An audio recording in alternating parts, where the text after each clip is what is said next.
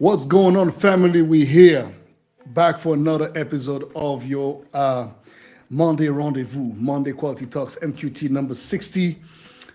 Wow. Well, I'm excited because as you can see, I've changed a few things around for the show. It's the 60th episode, so I was like, let me make sure that I keep it a little bit more refined, a little bit more clean. And so you can see that the logo is just, there's just one logo. There's no more that whole line thingy.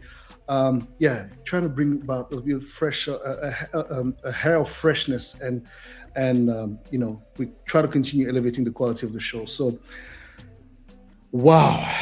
First and foremost, I hope that you have started your week beautifully.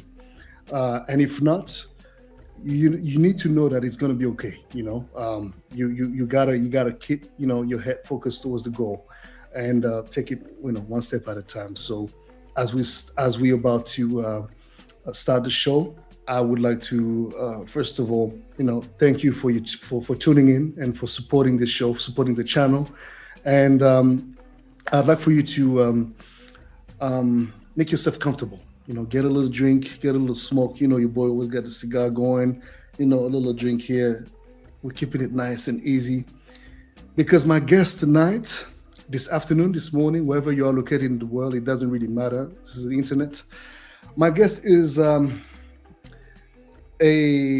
remarkable lady, a true African queen, whom I've had the pleasure to discover on a show that recently came out and did quite the buzz. I believe it's called Just Pearly or Pearly Things, and they had Andrew Tate on the panel, and I was impressed by the way this sister carried herself, and so much so that I had to go and follow her on Instagram, and we interacted. And I, extended this invitation, which she accepted, and here she is. I'd like to introduce you, Dinalva Tavares, also known as Dinalva or Dinalva Tavares. She's going to be introducing herself in a short minute, but I have to tell you, this conversation is about to get very, very, very, very interesting. We have also a mystery guest that's going to be joining us along the conversation. And without further ado, as I welcome you all, and as we welcome our guests, please make sure that you drop some fires in the comments, because it's about to get real in a second. Please welcome my guest, Dinalva. Let's do this. Hello, everybody. What? First and foremost, Happy New Year to everyone. Happy New New Year. Year indeed. This is the year that motivates you to be an absolute G. And hi, it's Dinalva. That's right, it's your girl Dinalva. How are you, my dear? I'm happy, blessed, highly favored, enjoying my life. Good. Already Happy. dropping the powerful words. You gotta Preach wake it. up every day and smile. It's very easy. Amen. Amen to that. Amen to that. Amen to that. Amen to that. Look, I'm really excited to have you on the show, as I just formulated right before I introduce you. Please tell us a little bit about yourself in a couple of words before we hit the different topics we have at hand tonight. Okay, so a lot of people obviously will know me, as you said, from the Just Pearly Things show, more so now because of Andrew Tate. And essentially, I'm just a woman who has experienced a lot in life and wants to help people just be better versions of themselves. Because I try doing that every single day, and obviously just entertain people along the way, have good conversations, and just showcase myself. That's about right. Your profession is rather interesting, and I'd like for you to maybe tell us a little bit about being a business operation consultant, because you obviously do that, occupy this function within the community service empowerment. I might get the whole thing wrong. I'm always bad with those titling, but tell us a little bit about that, because I think that is really important to shed some light upon, especially considering that you guys came out of Europe, Brexit. seeing how Yeah. this has affected, your, society in the UK, etc. I mean, yeah, tell us a little bit about that. So you quite rightly said, business operations consultant for community empowerment organizations.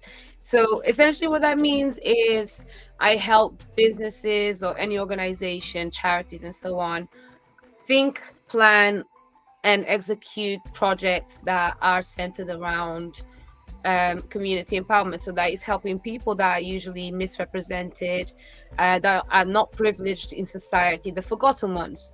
To show them the way to be able to give themselves a chance to better success, to get jobs, because it's really simple, but sometimes people don't know the knowledge, and somebody needs to tell them. Your parents are immigrants, for example, and all they know is working in a factory. How are you going to know that you could go to university? How are you going to know how you're going to afford it? So I help people put on these projects. I help them find funding for it. I bring creativity. Just I use my mind to help people, essentially. So how do you get paid? Through commission, through Okay, consultations, because obviously, the value comes at a price too. that's the I'm thing. empowering everybody the same way I'm empowering myself. I'm getting paid to help. But are they all able to afford the pay, or is it something that do you get paid after it's done, or how is it working? So I do two things in terms of that. So I also am a teacher. Mm-hmm. So I teach part-time and I Yeah. do this on the side because Okay. Okay, I I'm get it. building up my clientele. Mm. So as I do that, you have to have also another thing on the side to keep me stable. But it works out well because I've started planting the seeds and everything is starting to flourish. So I'm starting from the bottom, but everything that's going to come from that is going to give me a lot. So it's just investing in people and understanding that success comes with a lot of patience and comes with a Absolutely. lot of sacrifices. So that's what Absolutely. I'm on right now. Absolutely. Absolutely. Absolutely. Absolutely. Look, I have to say, first of all, let me try to figure this. This comment doesn't want to come out. La milliardaire, comment ça va? Bonsoir. Dinalva, it seems like you speak in French as well, right? Je parle un peu de français. Oui. Bravo! Hein? Mas acho que o português já está 100%. O português continua sempre, nunca sai. Well, welcome everyone. Thank you for watching us. Thank you for tuning in. Make sure you drop comments. Make sure you get involved in the conversation. And so as you said, so okay, because the thing with a lot of our people, whichever the community, just people in general, there's obviously, as you say, there's access to information, etc. And it feels like it's a freaking labyrinth to figure out how you can make things happen. And so we lost Dinalva. It looks like her connection dropped. She's gonna be back in a second, hopefully. But with that being said, I think that that's one of the. She's back. Okay, here we are. Boom, boom, boom. Yes, sorry, we lost you for a second. There's a little error. No worries. So, accessing the resources, how difficult or how easy is it in the UK for minorities and these communities? Once you figure out the system, is actually very simple. Sometimes things look a little bit more difficult than they actually are. Somebody just needs to tell you, oh, this is all you have to do. That's it. You get certain things in place about yourself. Make sure you have your documentation straight. Make sure that you work, if you're going to school or whatever, make sure that you work towards getting certain things, like getting the right grades to go to university. If not, you can go to college. If you don't go to college, you can do a course, and apprenticeships. There's different routes, so it's just about telling them which one do you want, and then just supporting people to be able to take that step. People need more than just knowledge. They need emotional support and just somebody to say, it's okay, I got you. 100%. 100%. It's education to empower. And you say you're also an educator, you're a teacher. What do you teach? French and Spanish. How many languages do you speak? So in total, that'll be 4. Bravo. Bravo. Bravo. Yeah, so I try. I understand how to connect with a lot of different people, because what I am as a person is somebody that has so much of so many different parts of life, from Mm-hmm. languages to culture to race to just my own status, education, Yeah, yeah, everything takes me yeah. to so many different lives that I know how to relate. So I Hundred like to percent. teach as well and help people. How how has your Angolan background empowered you, and how early has it empowered you? It empowered me very early. I was born, my mum moved from Angola to Portugal to give birth to me, right? And Are I you the was oldest born of your family? middle child. Middle child. Okay. Yeah. And, in Portugal, especially at that time, racism was still quite huge. I think it still is. I'm not quite sure, but I think racism in England is very soft compared to what I've experienced in Portugal growing up. But Mm. because my dad was not the stereotypical black man or the stereotypical African or the stereotypical Angolan, he was a powerful man. He was wealthy. He was charming, Mm. presented himself well, spoke brilliantly, quite Mm-hmm. posh, we were always empowered to, as Africans, what we saw and what we represented was Mm-hmm. wealth, it was success. It's not 100. what you see on TV of poverty. It was never like that, you see. Mm-hmm. So me being Angola, if anything, was the good side. It's like, yeah, like being Angolan is great. Being Portuguese really is just more like, yeah, I was Mm. born here, it's cool, but Yeah. Angolan was the wealth. Was the vibe? Yeah. That's the get down. That's it. People from Angola is cool.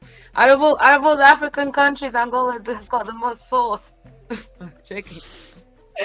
Look, you have the right to believe that, and I would indeed give it to you that Angola definitely has the sauce. But there's so Yeah. many beautiful sauces around the continent that it will be not giving too much justice by Plug yourself in, dismissing the brother. others. But we What's must, your sauce? as a Central African brother, I Hey, must stand.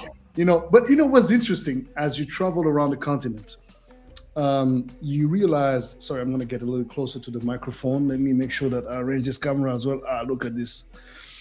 Um, as you travel around the continent, you realize that there's so many connections between our, culinary cultures. For example, just talk hmm about food. We just call these types of food different names, but and the preparations may differ from one region to another, but Yes. technically it's the same thing. You know, Yes. and I really love the fact that we have claimed similar stuff, our own, and, hmm and, and sort of like reinvented them. Obviously, before colonialism came to the continent and took over, and started separating these tribes, these regions, these hmm territories that already had the natural, frontiers. It was all communication. There was so many travels going on. I mean, Yes. It was it messed up a interconnected. lot. Yeah, exactly. You know what I Yeah. mean? It messed up a lot. It created a lot of conflicts between people that realistically, once upon a time, were cousins. You know what I mean? It's not fair. And if we don't understand that as what is now being labeled, which I think is quite unfair, as the black race, within Mm-hmm. us, there's so many different cultures, but we're not against each other. We are for each other because we've got no choice now. Nobody Mm-hmm. cares if you're Angolan or if you're Jamaican. In their eyes, you're just black, which means now, just relax, understand your common struggle, understand what history did to your people, and find out where your roots are. I know where mine are. But I have a question to ask you. With in their eyes, what is it really important? What is Yeah. what their eyes see?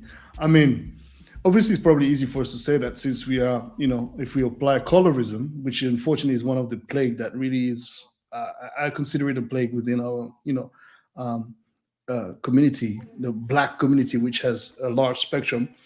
Mm-hmm. Um, we should not really feel.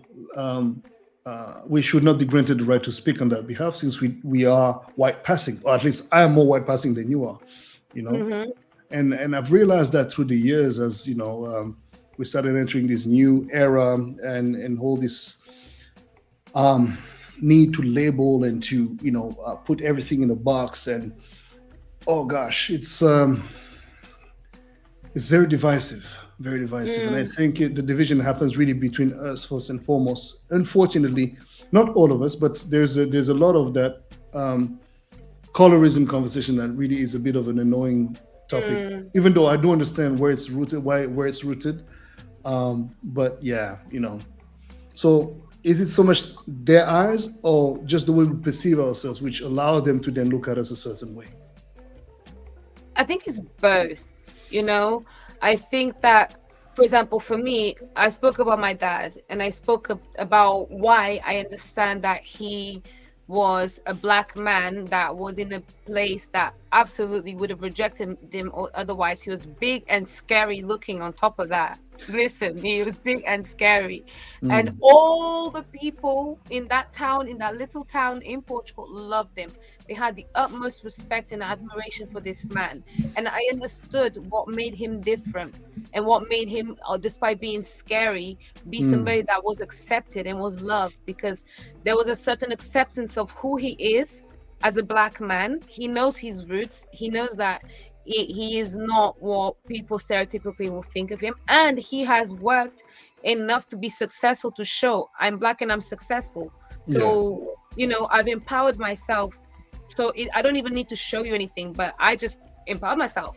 That's it. It's not Mm, about proving points. It's about just be great, exactly. regardless of what you look Mm-hmm, like. So mm-hmm. as a mixed race person, sometimes people think that I'm talking out of line, but I'm not, because I've seen that from my dad, and then I experienced the same sort of kind of stereotype.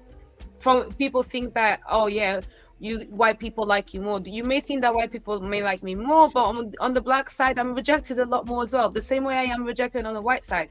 I get called all the same racist slurs as black people. I've got an afro that is huge. I can't hide my race. People always know that I'm not even white. Yeah, of course, there's privilege and there's And you know that the concept of race was created by colonialism itself. I that's mean, it. because there's only one race, is the human race. The rest is just like different particularities about the race. But it's so interesting, man. It's so interesting how when Yes. you start learning about these things, it's so interesting. So this it really um, triggers me to ask you, talking about being a mixed race child, and so your father, God rest his soul, was black. Yeah. Your mother's white Yes. or light skin, Angolan as well. Yes. Um, you happen to also live in Britain, in the UK, London, if I'm not wrong. Yes. Um, how would you, based upon your experience, Mm-hmm. uh, since you've lived quite a big part of your life in the UK now, right? How many years Yeah. have you been in the UK? 17. So you know the UK, right? So what Yes. is your experience when it comes to that? For example, the being a mixed race of woman, from your experience, and a black woman Mm-hmm. representing the continent, but Mm-hmm. also having this diversity of culture and this diversification as well. You know, drop some lines about that. I'm interested. Listen, growing up, you get lost. It's almost like you have multiple versions of yourself, or spread all over the place, spread with your friends at school that are white and British, your family and friends that are like more on the Portuguese side. Then you've got the Angolan side that is white. Then you've got the black side that is either in Portugal, or the black side that is in Angola. Then you've got Mm, listen, it's a crazy melting point. And then melting pot, sorry. And then you go through life, and you go to university, and you meet more people, and you still don't fit in anywhere, and you start hmm. thinking, but people treat me like I'm black, but I'm not black, and people don't treat me like I'm black. So what am I? And am I Portuguese? Because I mean, I was born in Portugal, but my mom and my dad are Angolan, and we grew up eating funge. Eh, lad, this is You so much know? confusion. It's like, So I'm not Portuguese, because my friends will go to my house in Portugal and they'll be like, "You're foreign, Dinalva. You're not Portuguese. You're Angolan." Do you see what I mean? and So how old were you at the time? so I left Portugal when I was like 12. So imagine when you're 12 and you're a kid, these things are just the more honest is when you start to create your identity. Yes. And in Portugal, I always knew that I was foreign. So I've been foreign everywhere I've been. Do you know what I mean? Yeah, man. So I've never fit in. And that's why I know that I always have to overcome certain things, because when you don't fit in, you need to accept yourself then. Otherwise, you're just Mm. forever going to be struggling. So I accepted myself. And you know what I label myself as? Very simple. Like I told you, I'm mixed race. Mhm. I am full African, which means I'm full Angolan. And I am black in representation because the world sees me as black. And I also see myself as black because I'm African. My dad is black. I can see my black features quite well. I'm black. Easy. See what I mean? That is complicated, but it's simple. But it's beautiful. It's beautifully put, and I really appreciate the way you articulated that, because I've always had the biggest issues explaining who I am, you know, Mm-hmm. and it's really interesting because I really like that perspective of yours. Uh, Let alone expressing, well, as far as I'm concerned, explaining whose I'm from, who I am, etc. And then on top of that, the kind of music I'm making. I remember one of the first time I went to Miami to attend the Winter Music Conference back in, I think it was '09, or no, it was 2011, I think 2010.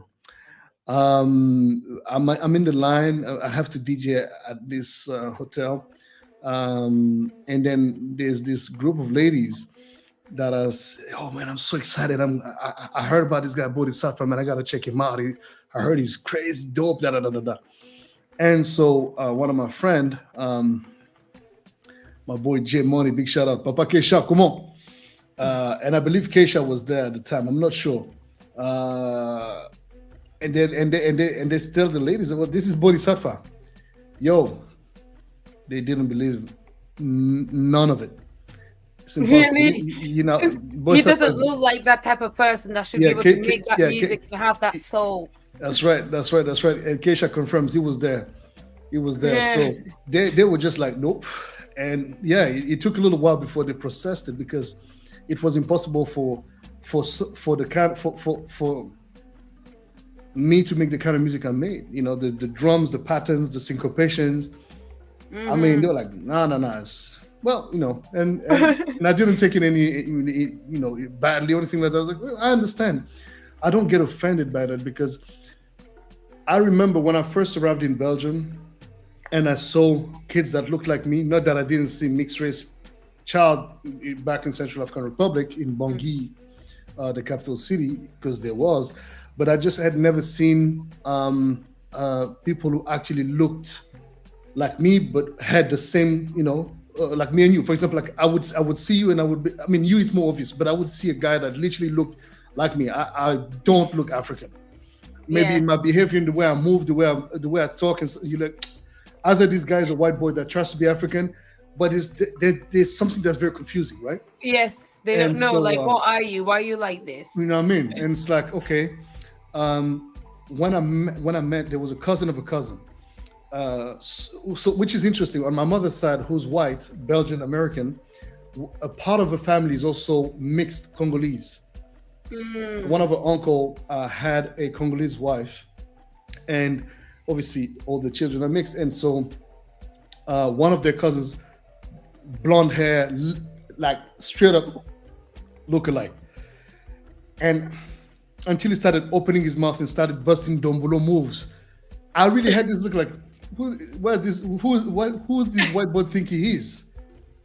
I literally had this look like, and then I really caught myself and I said, "Oh, shame on you for even thinking that way, because you're literally talking about Exactly. yourself." You know what I mean? Yeah. I learned a But you lesson. understand in those moments, like what other people see you as well. Exactly. That's why I don't Even get you, it's like it's offended. unusual because there's not many of us yet. But the world is about to Exactly. get very mixed, so they need to start understanding now. But I do understand the necessity to preserve a certain. I understand the ideology of it. I understand the political aspect of it. I just think that there needs to be a comprehensive approach to making sure that it's inclusive, rather than Mm-hmm. something that excludes. Obviously, not everybody is going to be for the cause. Not everybody is going to really be true defendants of the continent and the best interests of the continent and our people Mm-hmm. as a whole. But um, this leads me to the question: Tell me. Harry and Meghan. Yes. What is your take on that? Are you for her? Are you with her? Are you rooting? Are you all about that? What is it? What is your? Because it's hey, that one, Lord have mercy. And before you answer, let me greet those who've joined us so far. So we have, let me out there, big shout out, Biscotti Blazer, greetings, LTV production, what he do. Preston John, Papa K Shop, Brian Smith, what's going on, family? Welcome, welcome. And for those of you who are not commenting and being Welcome. shy, it's okay. Just jump in. And also don't forget to make donations. The show is always going to be appreciative of any donation you have to provide. So go ahead. So yes, Yes. Meghan Markle. Okay. So my problem Mm-hmm. with I'll start with the problem, but then I'll end. Oh, no, let me start with the good thing. Let me start with the good Mm-hmm. thing. Meghan Markle Mm-hmm.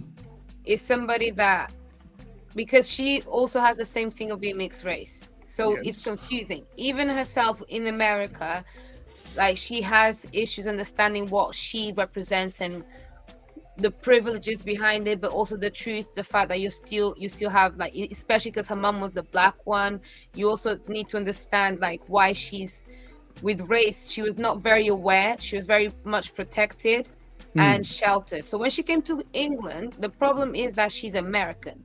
Mm-hmm. Americans, when it comes to race, the idea of race and the idea of race for black immigrants in the UK is very different. Mm-hmm. Americans don't know their roots. They just know I'm an African American and I come from slaves. That's it, Mm-hmm. basically. And they suffered the whole repercussion of it through political disadvantage, economic disadvantage, socially as well. You see Yeah. the problems for black Americans. In the UK, it's different.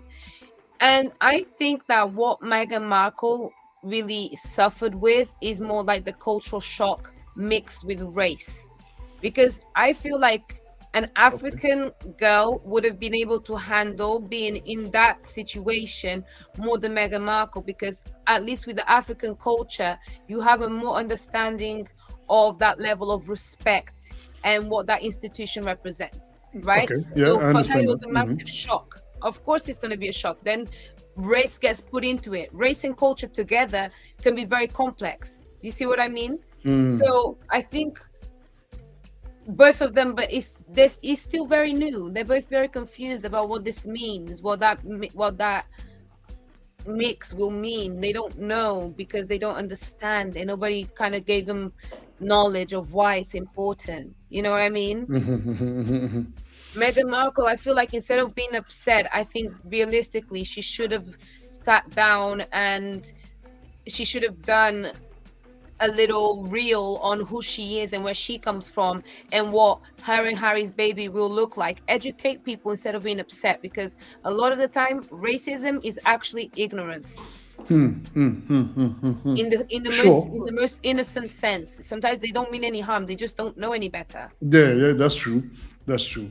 Um, okay. I mean, I have to commend you for the very educated, not surprising, but very educated presentation of the profile. I mean, it allows for maybe a more diluted and maybe dosed kind of perspective on the whole topic, because the way you brought it, it's interesting, very interesting. I like your take because it does resonate. It makes sense. Um, I do have a feeling, which is, forgive me, but I will say how I feel. She just discovered she was black when she was in the UK, as you mentioned in a very educated way. But I'm going to emphasize on that, and that is Yeah. my problem. How were you not? Because when I was a kid, I remember my father used to tell me, said, even though your skin is white, in America, black people, because you have a little bit of black in you, you will be considered black. And I was so happy about that because I was like, oh God, because I never identified as white. Finally. Like, finally, you know. And it seems like this whole concept, if it ever really was real, has definitely diluted itself, and maybe I don't know if it still is that way. Anyways, so for her to discover that and to be in such a shock and and then creating the thing, she came with a very toxic culture within an already very complicated system. The royal family, you may love it or hate it, but and for valid points, yes, they did this, they did that, they stole this, they stole that. Look, the institution itself, whether you criticize it or not, it's there. That's And when it. you enter that family, there's certain things you cannot do. You're desecrating things, man. You're putting you're getting mixed up into some things that you should not be. It's too dangerous. And I would have to say that I think if it was early 2000s, maybe late 90s, I think both of them would have been taken care of in a very different way, because things like that get you killed. I'm sorry, but unfortunately, this whole world we live in, people feel so confident to throw their family under the bus. I'm not saying that you should allow, yourself you should not allow yourself to criticize certain things about your family and so on. But the things that he is doing because it's one thing to defend your wife, and it's another to throw your whole family under the bus. Which, Yeah. especially if you claim that you're a victim, but then you're making money out of it. Yes. Because it's like, well, I'm a victim. I might as well milk the cow while I'm at it. And that's so, I think the problem that people have with it. I think that there's a massive difference between being a victim and being a survivor. And I don't think that they should be looking for sympathy. They should be looking for understanding and just telling a story, because it's not the royal family. As much as we want to say, oh, they're this, they're that, they were born into that. That's their reality. That's the world that they come from. It's history that is still alive. The queen was the longest reigning monarch, which means that every person within those 70 years that she was reigning, and even the time before her, that's all they know. So that's it. They don't know any better. As much as you say, oh, but they're educated. No, they're educating the things that they need to stay in the royal family, to live the way they need to live. They're not educated in like, oh, this is what black people mean. This is what being black in America means. This is how black people and white people can mix, because they don't mix. They are and I all would white. have to add, because I love this conversation. But we shall not forget. And you said something very beautiful about if it was an African woman entering that family. By the way, we have our mystery guest has just arrived. We're going to let him in a second. But this is the thing. It's like in our families, in some families that we know, there is a thing about maintaining the mixed race blood intact. Once that mixed race family has had their mixed race kids, they want them to continue marrying within that mixed race thing and continuing the whole, as if like if the baby is born with a nose that's a little bit more so they start doing massages for the baby to have this, to make it small. what kind of nonsense is that? Yeah. And also on the opposite side, you also have families who are also fully black, not allowing for their children to marry outside of their culture, which I understand all of it. But we cannot also say, well, these are racist, because then racism applies in so many different ways. But when it's us, no, we are not racist. We cannot be racist. Come on, man. How can we? I mean, come on, bro. We're terrible sometimes. Papa Keshamu Kulukuku. What am I doing here? Hey. Hello. Hi, Dina. But I'm saying Dina as like we've known each other for 20 years. What Hi, up, Dina? Fine. Nice meeting you. Nice to meet you as well. My Russian brother, Boris. Why are you lying to people about some African blood in your system? Why you been lying? You were born in Minsk. I was born in Minsk to a Russian dad and a Russian mom. Your real name is Volodymyr Volovensky. You're gonna get us there, so man. That's what I'm here for. Big Russian stinks these days, man. Big shout out to our Russians and Ukrainian sisters and brothers around the world. We're all Yes. about love and unity, Peace, family. So peace. We love you, but we had war in Angola for 30 years and nobody cared. So anyway, Anyways, I'm that's not here to welcome. spoil the party. No, you're here to add to the party. Welcome to the show. You're and I was telling Dinalva about us and how we started this whole podcast thingy and yeah. So yeah, thank you for joining us, Papake. Chip in, man. Chip in. Because you've went deep into that whole Harry and Meghan Markle conversation. So let's go. I think I have Harry and Meghan PTSD. oh gosh. Saturation. Listen. So I'm trying to be less judgmental and really more understanding of how we got there or how they got there, because actually it's none of my business.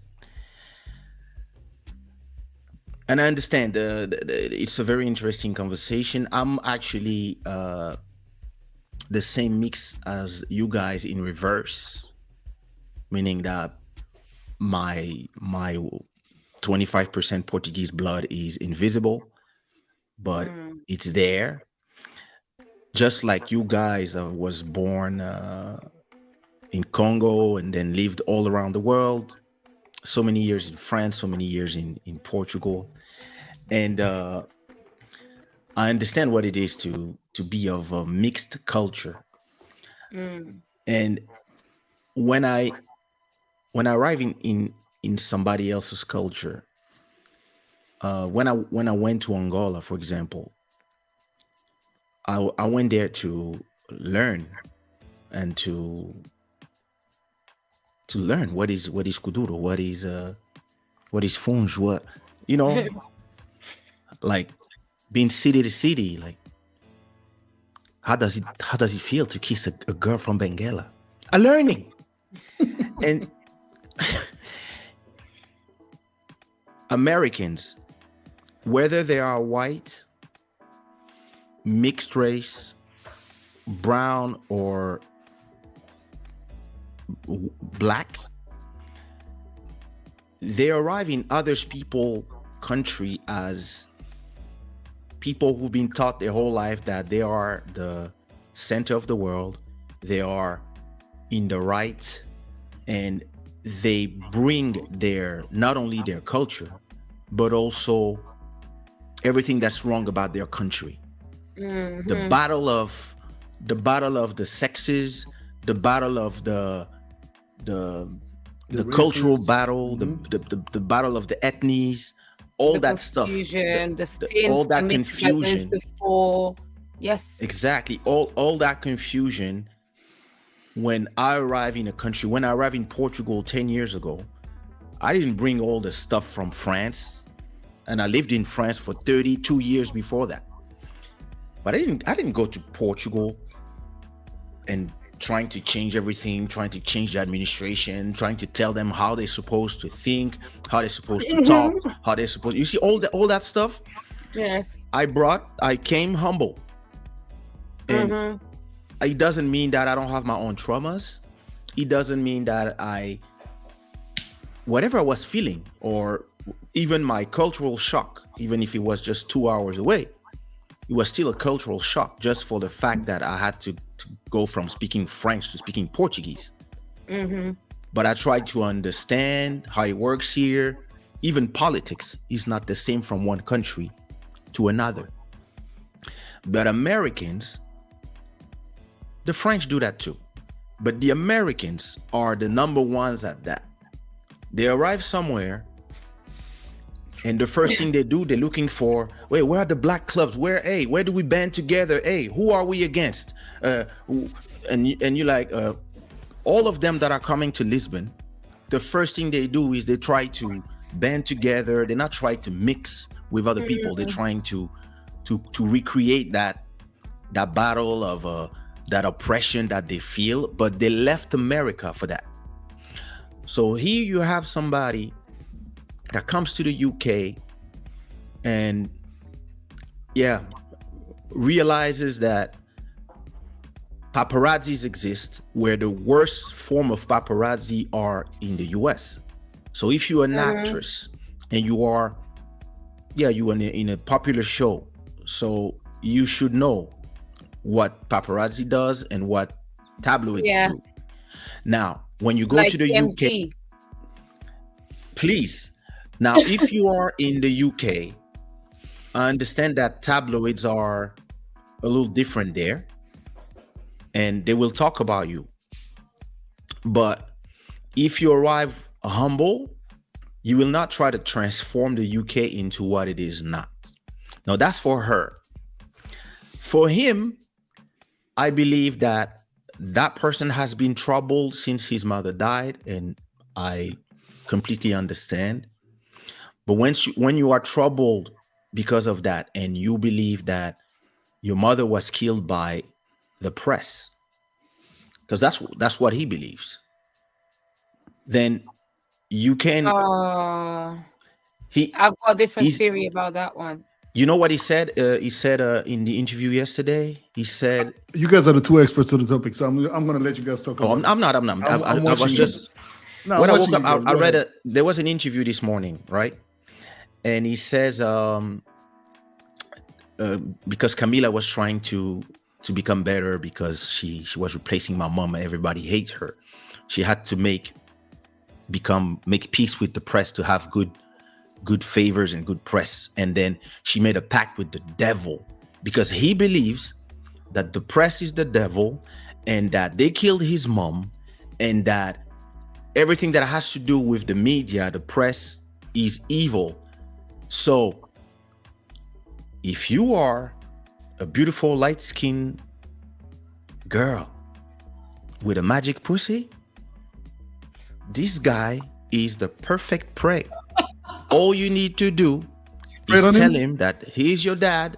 She did, God. She looked like she prayed on his ass. Are you gonna protect me forever? I'll protect you forever. Yeah. Oh my God. The tears worked. Listen, I was in Ivory Coast one day, and after a show, I meet that girl. Very rarely I do things with groupies, but sometimes I meet that girl, and well, not anymore. He's married, so Back in the days, I meet that girl. I meet that girl. The girl is like, first of all, she arrives out of nowhere on stage, and she was beautiful. And she's like, why you always go to sing for the girls on that side? We also want you, blah, blah, blah, blah. Okay, so I say, can I sing a song for you? So I sing a song for her, etc. As she's going back to the public, I tell the assistant, get me that number. So, long story short, I'm in the bed with her a few hours later, after the club, we in the bed together. Eating her back. Once we done having sex, she start crying. Why? Are we gonna get demonetized because of you now? Age restriction. It's okay. Whatever. This show is all about keeping it real. YouTube knows her, so you get demonetized soon as the AI sees her face. So now. Dinalva, you see, you need to defend yourself, my dear. It's okay. No, it's all right. I let them talk. When you see my response, you'll understand. Mm-hmm. Go ahead. So, at a point, she starts crying.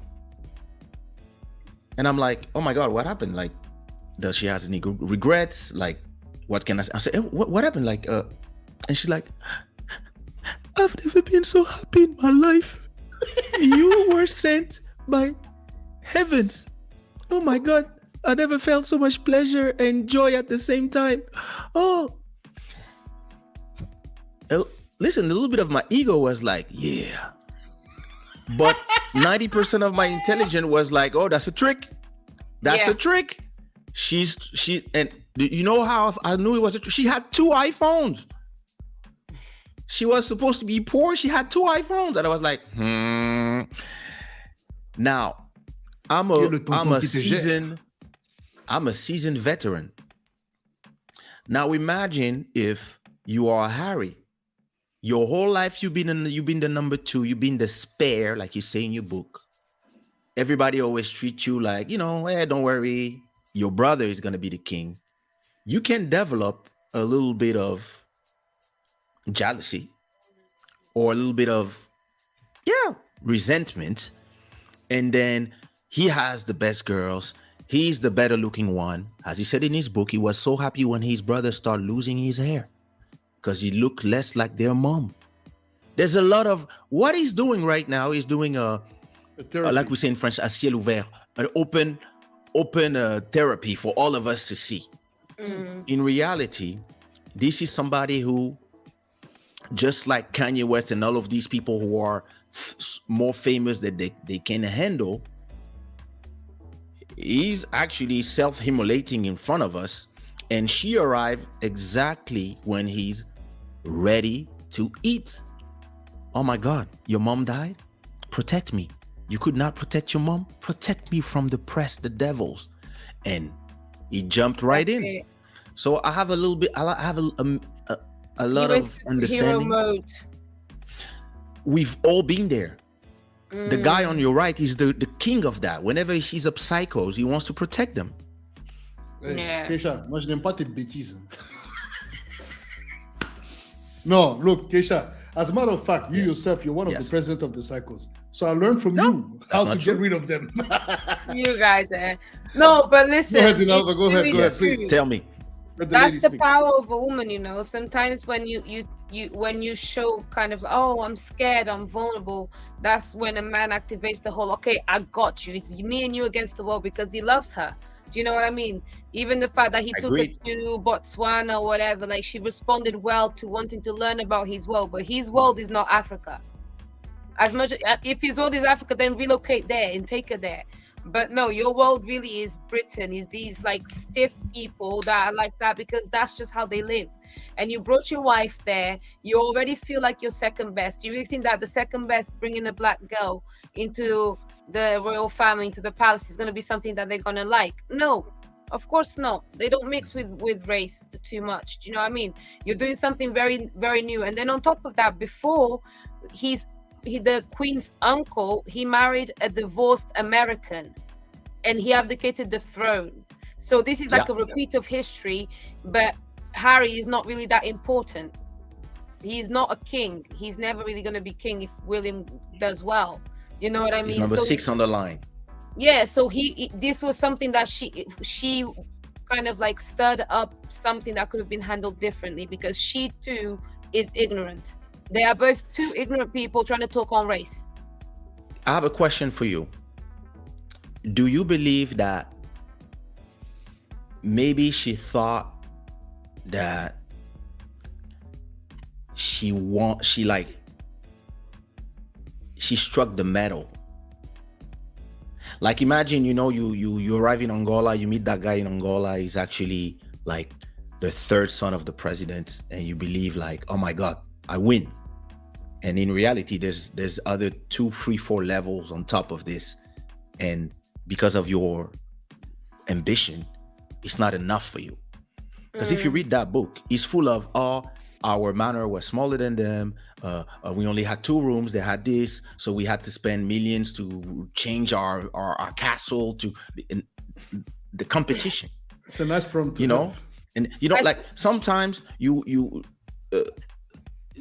sometimes you are with some artists. I remember one time I was at Boddhi's house, and it was just a bunch of artists in there, and everybody brought their girlfriends, their wives, and most wives were acting completely normal, and one of the wives was the new girlfriend. Somebody I just had a new girlfriend, and she was just acting extra because she felt, oh my God, like, oh, mine is, oh, they're richer than me. Oh, Boddhi's house is huge. We live in a studio. Like, and I don't know what she felt in her head, but all of a sudden she felt diminished, not by everything Harry brought, but the way people looked at Catherine and William and etc. And then she realized, it's not enough for me. I want to go higher. I believe there's a lot of. I don't know. I feel like on that aspect, I wouldn't put it so personally on her. If you think about it, first of all, she is a grown woman trying to marry an overgrown boy because he still lived off of the family. Daddy, my grandma, I need to ask permission from my grandma to get married. All of these things, like you're just an overgrown child, because that's what they do in the royal family, because they keep that structure very much so with, because you have a king or queen. So he's been a child all this time. Then all of a sudden he meets a woman who's already been divorced. On top of that, she's American. She's used to glitz and glam. The houses there are big. Everything is easy. You can get a big house. You got a mansion. In England, houses are tiny. You know, you're gonna the change of life is gonna be so big that you're going to feel more miserable, not just because somebody's saying something about your race, but also just in your general life, you're miserable. You hate the house, it's small, it's cold, there's no beach, there's no like driving about everywhere, it's not privileged like in America if you've got money. It's not California. Here they've got money, but it's tight. Yeah. So there's many reasons why she was upset. Both of them don't understand that cultural aspect of their relationship, and that's why it's failed, and they're coming out as victims, but realistically you're not victims. You just didn't know. You could know better, but you chose to come out and attack in a way that makes you look like, oh, I'm vulnerable, but you're vulnerable like sticking knives in people's backs. No, be vulnerable to say, listen, I didn't know that this was going to happen. And now I realize like my family doesn't know about race, because in my family, we don't really speak to Black people. My grandma probably is the only person that spoke to African kings. He didn't speak to African normal people or Black normal people. If she went to America, the only Black person she spoke to would have been Obama, because he was president. So what are you talking about bringing Meghan Markle and making her feel so special? She's nobody. She's a commoner that's come into our family of privilege. We don't know where she comes from. Who is this person? Who is her mother? Who is her father? These people are going to join our bloodline? Of course. We get that in Africa as well sometimes. You know what I mean? They got dreadlocks. Of course. That's the point I was making earlier.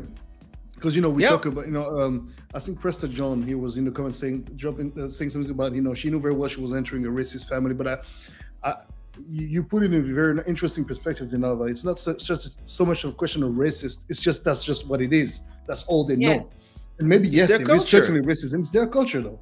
And it's like, when you look at our African structures and families, I mean, people forget, we have castes in Africa. Like, we should not deny the fact. You know, if you come from a certain tribe, from a certain kind of family, you're not supposed to marry, like, you know, I mean, you got to marry between one another. And if you take somebody that's from a lower caste or whatever, I mean, it can be, if your family is very traditionalist, look, it's a problem. It's not even going to happen. He's lucky that the Queen even gave him permission to go marry a divorced American. You know why? I believe that she gave him permission is because he was always the joker. He was always that guy that got in trouble, was, I would not say uncontrollable, but I remember that when he got like in his 30s, that's when everybody started saying, Harry, he's growing up, he's having a bird now, he looks calmer. But he was always like the little crazy little brother, and he was fine because that was not him. There was 6 people before him, and his brother was the one that was supposed to be perfect. And maybe he feels strange for him. The problem with the culture of today is they are so fast to throw words like racism, misogyny, anger, hashtags. People are like, listen, personally, that whole conversation of what is the baby's color gonna be, I had it with my mother-in-law, who's Russian. And she's white, blonde with blue eyes. And my mom is half white, my father is 100% Congolese, and my father-in-law is 100% Guinea-Bissau. So the whole mix, we didn't know how my daughter would look. Is she gonna be like my son, who his mother is, she also has white he has white great grandparents. Then there's Cape Verde, then there's Guinea-Bissau. Then on my side, it's the same, Congo and Portugal. So I was like, okay, is she gonna look like my son, or she might have green eyes, or the hair? Are they gonna be like you? Or are they gonna be more hard? Yeah, like, these are questions you actually think about. It's just a normal conversation. So when I had the conversation with my grandma, I was not like, when she asked me, I wonder how she's gonna look like my first granddaughter. I can't wait to see her. I wonder like how she's gonna look. And me, I was like, yeah, I was asking myself the same question yesterday. So when they go to Oprah in America, where everything is about the obsession of race and putting Black people Lives against each other, so that and it was just after Dinalva, I don't like your tone. Are you trying to say that Black lives don't matter? No, I'm not saying that, but I think calm down, Boris. It's a bit of a joke, fam. Calm down, Boris. No, so I'm just being provocative. You know, but yes, like when she said, yeah, there was conversation about how the kid was gonna look. I was looking at the interview and I was like, yeah, so yeah, we have the same conversation. Is that a problem? Just tell them. I don't know. They're probably gonna look like quite light. Maybe the hair will be a bit soft, but that's because she doesn't know, because she's ignorant to who she is. And exactly. That's the problem with Americans. And she comes with that thing. Exactly. She comes with that American. And because the thing is about Americans, you can be very intelligent as an American, but the more intelligent you are, sometimes also means that you're more ignorant, because you think your world is just American, the greatest place in the world, and everything else is just land of the free. Yeah, the land of the free that thinks that Africa is a country. See what I'm saying?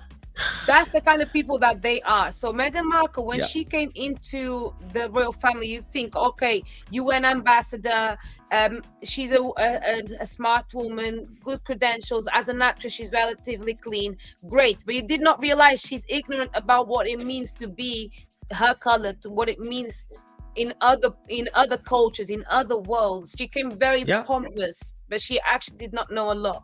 And I think she fell into a trap because she thought she was smarter than she is. Now, my question to you, right? So I'll send her this message by WhatsApp right now.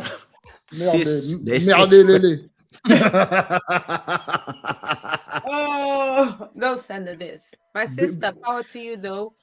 Legendary what she's done though. So can you guys wrap up what your thoughts about this whole couple and the whole mess they're creating? What is your final take on this? I hope that they just get to a point where they understand they didn't need to be victims. They could have been educators. That would have been better. So I think that's the problem and that's the solution. Become educators. You didn't do it before. Go learn. Take Meghan Markle to go live with some African women so she can understand what it means to have that blood running through your veins. Okay. I'm a Bantu. I come from Central Africa. Family. She does too, by the way. I know. We all come from the Congo Kingdom, the three of us. We all come from the old Congo Kingdom. So listen, family is over everything. Whatever I go through in my family, between my brothers, sister, my parents, whatever it is, for the outside world, I will never throw my family under the bus for strangers or for money. So I can't respect what they are doing. I understand where they're coming from. I understand his trauma. I believe that she's a manipulator, but listen, I understand that she might have trauma as well, ignorance, etc. She went there thinking that it would be all rosy. It was not. But she's a person that already doesn't care about her own family. We know it because she's been doing the same thing to somebody else's family. But understand one thing. When you have a girl, when you want to control somebody, the first thing you do, you make sure that they are surrounded by nobody. So you cut the ties with the whole family, and now it's just you. And this is what we are seeing now. We are seeing a masterclass in toxic narcissism, perversion, and somebody who's just wanting to control. She wants to control. I would not even be shocked if he wrote that book that he just did I'm not against them. I believe that if you want your privacy, you got it. Now, if you're still talking, it means that you didn't really want your privacy. You wanted control. You want to control your narrative. It's just the same way. Make quick buck out of your story. Listen, it's you never had that girlfriend or boyfriend that says that if it's like this, I'm leaving, and you're like, the door is here, and they arrive at the door and you don't move, and they open the door and then they slam the door and you put a movie, and they call you an hour after telling you they've been downstairs the whole time and why you're not coming to and then, oh, I'm downstairs, I can't believe you don't care. It's like, I care, but you want to leave, you leave. I'm not gonna. Hey. Listen, if you want to leave, you leave. If you leave, and since you left, all you've been doing is milking your story. You got paid for the Oprah interview.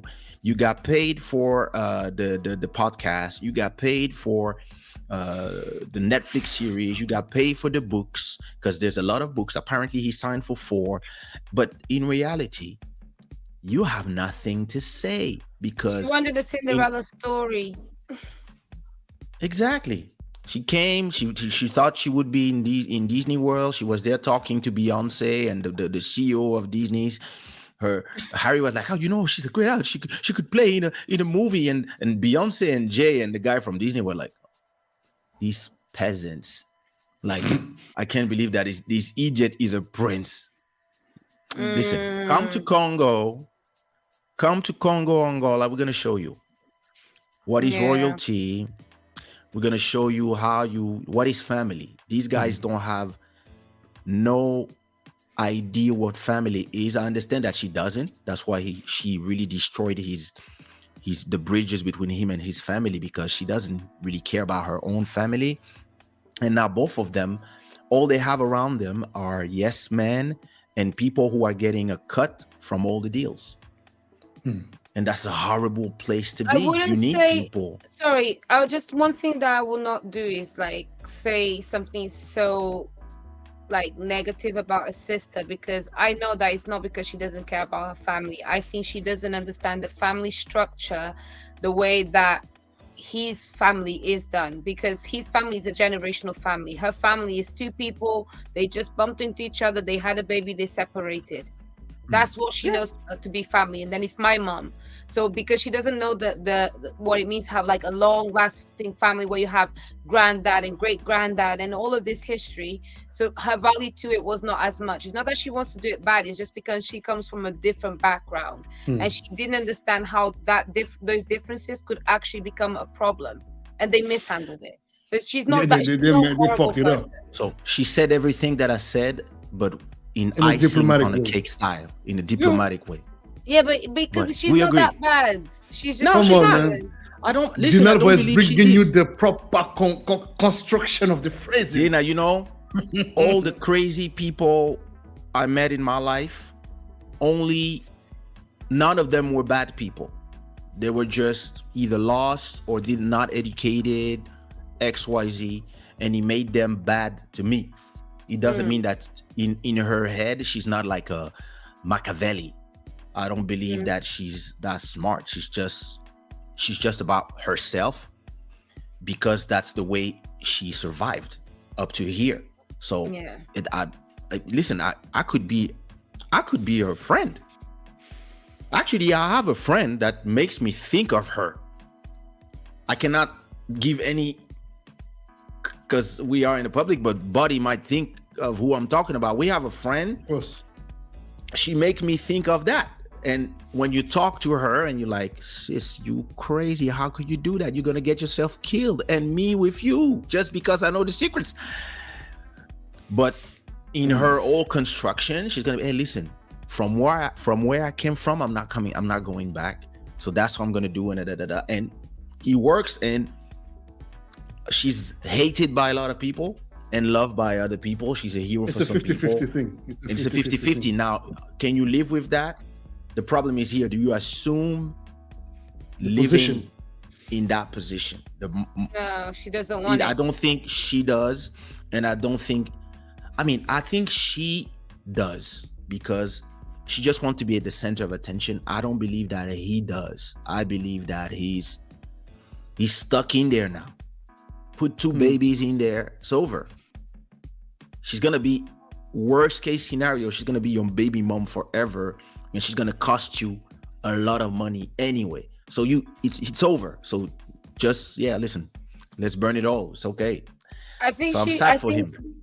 I feel sorry for him as well, because I think she could have been the sort of woman that painted her man to be a bit stronger.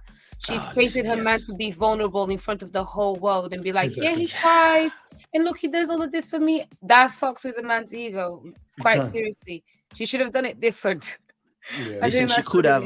She's making him look like a little pussy. Yeah, exactly. Let me ask you a question. She could have made.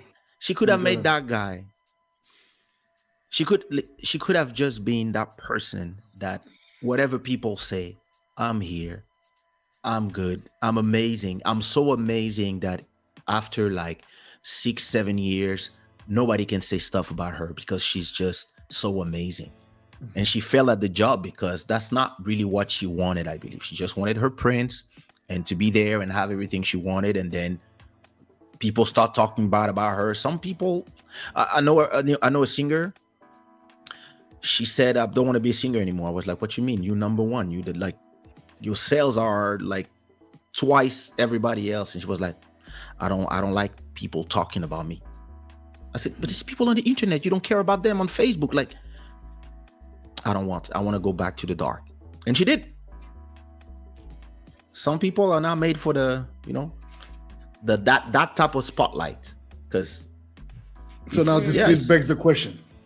This begs the question. Dinalva, you found yourself in the middle of you're a nice person, so I don't think you have that much criticism, but it seems like people like to paint, or whichever situation you find yourself in, at least from the quite a few videos I've seen you doing, the talks, the conversation you have, you've been criticized a lot. So give us a little bit of perspective on that, how you're dealing with the fact that people misread you and maybe misunderstand your messaging. Yes. Or maybe you're not in the right spaces. Are you defending her already? What you mean misread? Maybe they read her. I'm defending her. I'm defending her. That's why she's on the show, because if I didn't like her, she wouldn't be here. I mean, maybe I would, because just for the sake of conversation. I'm joking. I'm playing the devil. I'm playing the bad cop. Of course. Of course you would.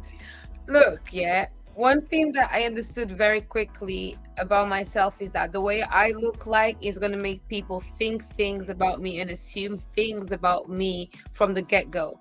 It's either going to be, oh, she's pretty, so she looks like she's going to be high maintenance, or she's pretty, so she must be loose and be with a lot of guys, or she's smart, she's pretty, so she can't be smart. Things like this, right? So I know that people immediately, when they hear me speak, they go like, deluded. How can this girl be talking like that?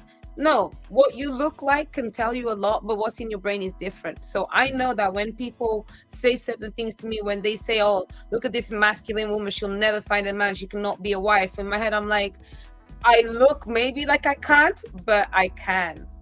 I look like I'm stupid, but I'm smart. I look like I'm tough and mean, but I'm actually really sweet. I don't think you look stupid. If anything, you don't look stupid, you don't look masculine either. Exactly. So I don't know what you're talking about. Oh, well, that's what the haters say. You know what I'm saying? Okay. And they think I'm controversial, and I'm like, I'm controversial only because you have not asked me the questions that you need to know to be able to know why I'm actually really a good person. So I think that people really sometimes misjudge strength for being, somebody that is mean or negative. It's the same thing as kindness. People take kindness for weakness, but just the opposite way. Sweetness for meanness. No. What don't they agree with when it comes to you? What is the main contention usually with you? Because it feels to me that in that show that I watch sometimes, usually snippets, but sometimes I catch it live. Pearl, who, congratulations on everything she did. It's really well done. Mm-hmm. Yes, my sister. It feels that she brought these American concepts of black and white in that Yes. conversation. Oh my God! Stop the record right there. Rewind, selector. Rewind. Rewind that. And- She's brought these American ideals of black and white into a culture that ain't got nothing to do with it. So I look crazy, but this girl's talking out of place. She does not know what it means to be black in the UK and what black people mean, what it means to be black from different countries in Africa. She knows black from America only. And it's a crazy world over there. What are you talking about, you crazy woman? Continue. Apologies. My pleasure. I knew she would like me. So as I was saying, sometimes I watch her talk, and usually she replies to people with statistics. Yes. Oh, such amount of people, and all the red pill stuff. And I'm like, okay, Yes. but these apply to your culture. I was born in Congo. At 7, I moved to France. I learned about all the black people, the white people. I was the Asian people that was around. That's only I don't know, maybe my 20s. I start learning that. Are you from the West Indies? Are you from Trinidad? Are you from Congo? Are you from Togo? Are you from here? Are you from Mali? Okay. The people that are named Diop are from Senegal. I started learning about that late, and all the white people in France. Oh, I'm Portuguese. Oh, I'm Spanish. Oh, I'm from Ukraine. Oh, I'm from Czechoslovakia. Oh, are you Chinese? No, I'm from Thailand. Are you Chinese? No, I'm from Japan. Oh, what about you? Oh, I'm from Vietnam. Like, we come from multicultural places where we are, our European countries did a work of integrating people way more than the US that come from segregation. Yes. So sometimes a lot of these people, when I listen to the subjects, I find them interesting, but everything is so black and white in the conversations that I'm like, those are American channels. And Yes. the people who are like, sometimes I feel that the truth is usually the 90% of us who are in the middle, but I'm only hearing the 20% that are on the 10% that are on the far right or the far left, and Yes. that's all we can hear now. Like, you can either think like Andrew Tate or You're a feminist. Asabi or feminist, and Yeah. the real life, it's not like that. It's not. But I It's a understand middle that it ground. sells. So it sells. So if you're here for the clicks and the money generated from the millions of views, I understand what you're doing. But at the same time, there comes a point where you're gonna have a return of karma and the responsibility of creating that divide that might not have existed between, Yes.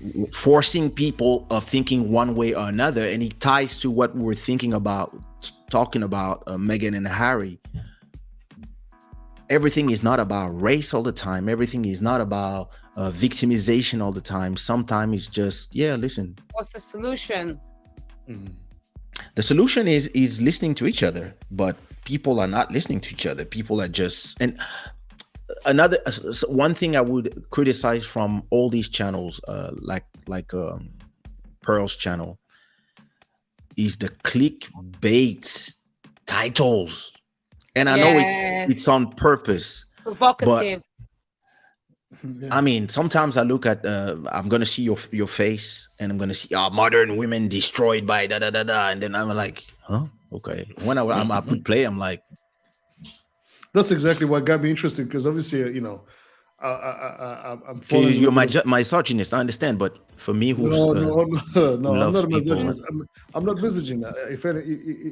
If anything, I'm very much like what you said. I'm very much in the middle as well, where I try to. But I'm empathic by nature, so I will try to understand where somebody comes from, which allows me to take a bit of a perspective and say, okay, I understand what this guy is saying. I don't share all of the approach, but I do understand where he comes from. He comes from a very specific type of background, which was really rough. Da, da, da, da, da. You got to take things into consideration. Just like if you're with a woman, that has endured quite a lot of difficult things in her life, just like you have, certainly. And then you've got to understand how to maneuver these waters, because it's complicated getting to know each other. And you put in on a panel where you don't know each other necessarily, or you might have preconceived ideas because of the look, because of this, because of that. As you just said, Kay, it's like completely opposite worlds, sort of like put together, and there's no nuance, because nuance doesn't provoke clickbaits. That's the thing. Yeah, that's the problem. And that's people why want those. Yeah, and I think that's why I've been successful on this show, because I'm somebody that can bring a very balanced view, but actually come with a lot of fire. I know the environment that I'm in, and I know what I can do. It's fun. I like to debate. It's so much fun. I like people to tell me that I'm talking rubbish, and if when I speak, it's like, actually, she's not talking rubbish. It's not what you want to hear, but she makes sense. 1 + 1 = 2 with her as well. So who is this girl? And that's what I like, and I think that's why I get a lot of backlash, but secretly I get a lot of respect. Men on my DMs, they show me so much respect. So much. No one sends me no dick pics. No one tries to move to me like disgustingly. In fact, a lot of men nowadays, even in public, they try to explain to me why they would be good to be my husband. Not even just a guy that wants to take me out. They want to approach with husband material. That's what it has done. Because I'm telling them I'm a woman that looks like this and thinks like this. So I want more than what you're saying women deserve. Because it doesn't make sense to say all of these things to a woman like me. It doesn't. So I love it. They're too extreme. Stand in the middle and show the reality. But they paint you as the extreme one. That's what is interesting. That's the crazy thing, isn't it? That's crazy. Like it becomes now extreme to be in the center point of views, because to both the extremes, you are in the extreme center in a way. And yes. Sometimes I look and I'm like, oh. Sometimes it's entertaining. I watched your live with Andrew Tate. That was very interesting. I don't even understand why everybody is hating Brittany Renner. That's her name. I was like, okay, listen, she's evolving, and she has the right to evolve and realize that maybe some choices that she did back then were not the right ones. And but because everybody wants to be fixed on the position, sometimes the commenters on YouTube and the people who talk, I would love to have a background check on their whole life and see if they are the perfect people that they pretend they are. Yes. Because sometimes I'm like, yo, why are you talking like you never cheated on nobody? Why are you talking as if you guys are perfect on YouTube or what? Wait, the biggest question you have to ask them, why are you talking like you even get girls in the first place, so that you can sit there and judge all women when you probably have met 10 women only in your life? That's what upsets me about these shows, because I sit there and I look at all of these people that are talking so much, and I'm like, but you have not built yourself to even have a privilege to speak the way that you're speaking, like as if you can speak about the masses. You can't. You're speaking from your own very limited experience. For example, like when Pearl is talking, I'm thinking, okay, you make a lot of sense, but to me, as a woman to woman, it feels to me like you got yourself hurt, and now you're upset with yourself because you made a mistake, and you're looking at all of these other girls making mistakes, and you're pissed off at them as well. So now you're talking bad about women. And it's true, a lot of the things she says are right. Men are suffering, and men need to have a woman that stands on their side. Fantastic. What Pearl is doing, I could do the same thing, but I'm not angry about it. She's angry and she's bitter. There's a lot of guys there that are talking about all these like the Sarah guy. He talks about, the modern woman, sign language, this, that. I'm like, well, I'm looking at you and it doesn't look like you can handle a woman that you're talking about, that you're dissing, because you don't get the most beautiful girls in the room, because you're not the alpha male or the top 1% male that you keep talking about like you're the Andrew Tate. You're not him. So why are you talking like you're him? Shut up. You don't know women to the extent that certain men do. Sit down. Pearl, I'm sorry, but you don't know men the way that I know men, for sure. You don't know men intimately the way that I do, because I'm a pretty girl, so men approach me different. That's it. So you can't be talking all the time and representing everybody. No, I'm saying You fucked up. Why you gotta do that? No, I'm saying that traditionally she's not going to be approached the same way that I am. She's way plainer. She doesn't wear makeup. She doesn't try. She doesn't work on you're more sex pretty than appeal her. as much. No, you're saying you're more pretty than her. I'm probably to the masses. I probably would be. I have more sex appeal. Yes, I would put it that way. Okay, it's okay. So let it out. It's interesting. You know who they should invite in that show? They should invite a guy like Boddhi Satva who had 1,000 women. Well, of course, he'll know a lot about women. Oh yeah. Look, I can tell you this much, right? The funny thing is that the people will say, oh well. For example, I'm not your necessarily most. I'm not necessarily the prettiest guy, whatever. But I just know my charisma. I know the kind of man I am. I know what I bring. But I also know that I've not had to be not famous, but known or respected or have the stature that I have in my industry to be with women.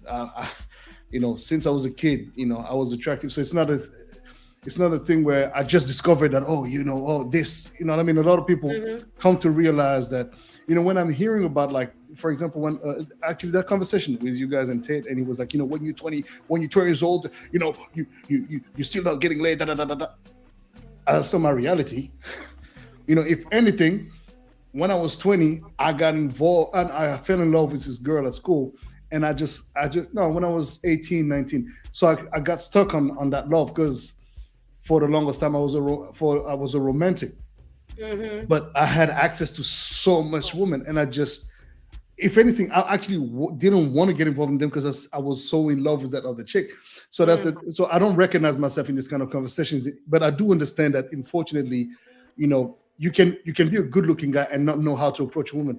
And it's very interesting if you are, because for me, an alpha male is not a man that tries to dominate. You don't need to try. You just naturally have an energy about you that imposes and inspires respect just because you carry yourself with such a demeanor that people see that, oh, that's not the type of guy that's going to come to me in any disrespectful way. I think an alpha male is respectful, is a gentleman. That's why I'm also very much in tune with everything that's like cloth and having an excellent appearance, because I think that, you've got to make sure that, you put yourself and you present yourself in a way that is also pleasing, charming to people, not because you want to abuse them, but just because, you don't want to be talking to a guy that has a bad breath all the time or that smells like, his clothes are damp, and which I've noticed a lot of men, unfortunately, overlook these things. They don't even smell themselves. It's like, dude, like your balls stink. I can literally say and say that because of the way you look and how you carry yourself.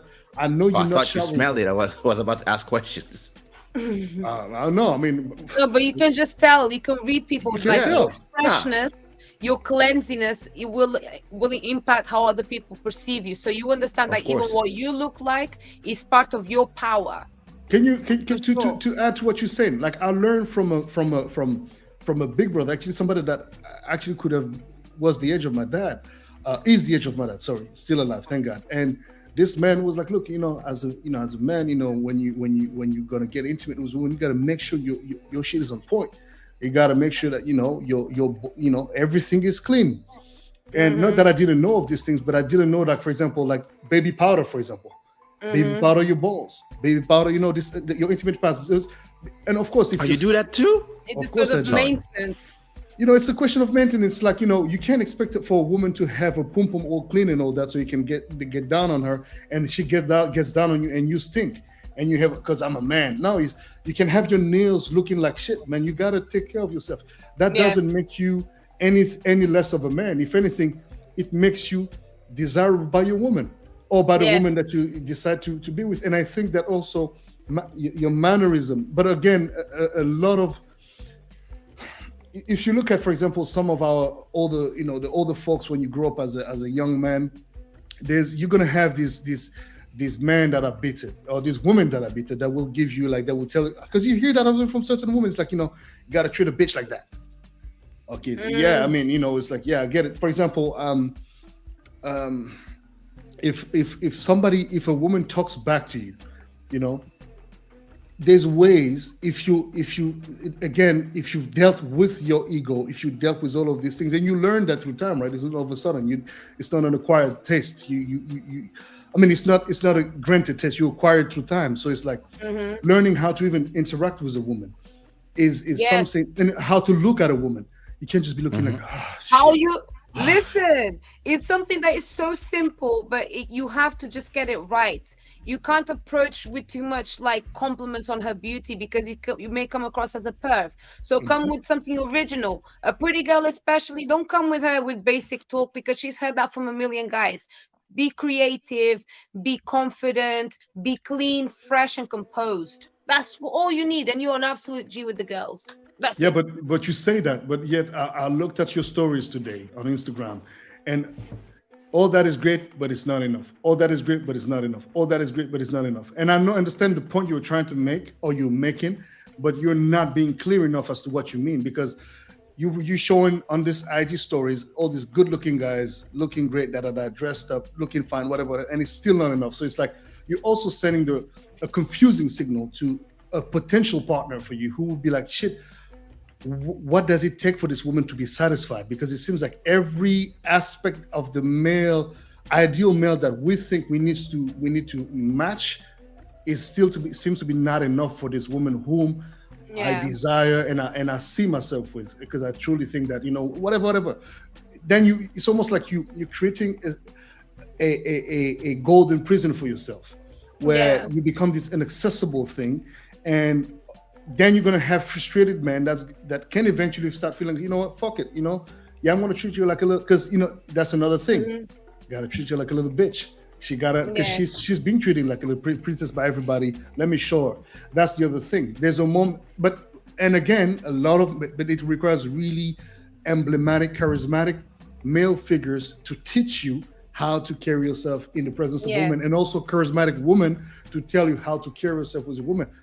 I mean, I look at, for example, if you look at Keisha's mother, you're in the presence of a true queen. There's no way, shape, or form when you look at his mother and you see the sons, and you're like, yo, yeah, she, she raised kings. Those guys know how to carry themselves with women. They're charming, eloquent, and they're both at the same time, but they know the limits. So it's like same thing. I come from a family, as I was telling you off before we get live, where it's like we have these strong examples of strong, charismatic women, and we are aware that unfortunately it's not the norm. Yes. But then when you come in and you try to chip in and say, hey, how about we approach the topic like that? For example, Andrew Tate, I'm sure that's if you have intimate, maybe off the live, you guys probably had more of a calm conversation. If you ever had, maybe you can speak on that. But whatever you show, and I think a lot of people put on an act, they are not themselves. Yeah, they are themselves, but it's like an act. Like when I see you, for example, on Pearl's show or other shows, I see the personnage. I see the Dinalva, the controversial, but then when I see you here, your vibe is completely different than these shows, because you're not in presence of people who are here to, you know what I mean? It's more calm. So it seems like we're having access to a truer version of you. Not saying that you're not yourself, but you're a different version of yourself, which the environment is more. The environment makes it as well. If you go to a place where, first of all, half of the people are going to be ignorant, or everybody's there for what do. Everybody, in a lot of these shows, not just that channel, but a lot of them, a lot of people are selling clicks or selling themselves. So they're going to be the more outrageous so that they can be clipped, and then it becomes something that they can sell, and then they can be invited in other podcasts and stuff, and at a point even start getting sponsorship and stuff. So it becomes a business. And to me, that's the issue with a lot of these content, is they are not made for smart people. So when I watch them understanding that they're not made for me. I understand that, sometimes there's some interesting stuff. It was the same thing when I was watching a few years ago, rest his soul, Kevin Samuels. Oh, yeah. The first time I watched, I was like, oh, okay, that's entertaining. Oh, interesting what he said. Oh, he's saying, oh, some interesting truth and stuff. But then once you understand that this was making him money, it became a gimmick. And it was more about, oh, you were five, you were this, you were that. Then the real thing he was doing too, but privately, which was helping people. And the problem now is that once it's just like back in 2008, when there was the first 2, 3, 4 Kizomba festivals, and Kizomba really became huge all around the world. You had like, I would say 10 really, really qualitative festivals that were full of people who were willing to pay 300, 400, 500 each to spend 3 days dancing, learning from the best teachers, etc. And every festival was generating 200 to 300,000 euros. But once the people who are just trying to make money, don't care about the culture, understood it, now you had 400 festivals per year, and a lot of cheap ones too. Not people who invested 50,000 euros for you to have a good time, but people who invested 5,000 euros to make a quick 20,000. And it's the same with music. It's the same with YouTube. It's the same with shorts. It's the same with content in general.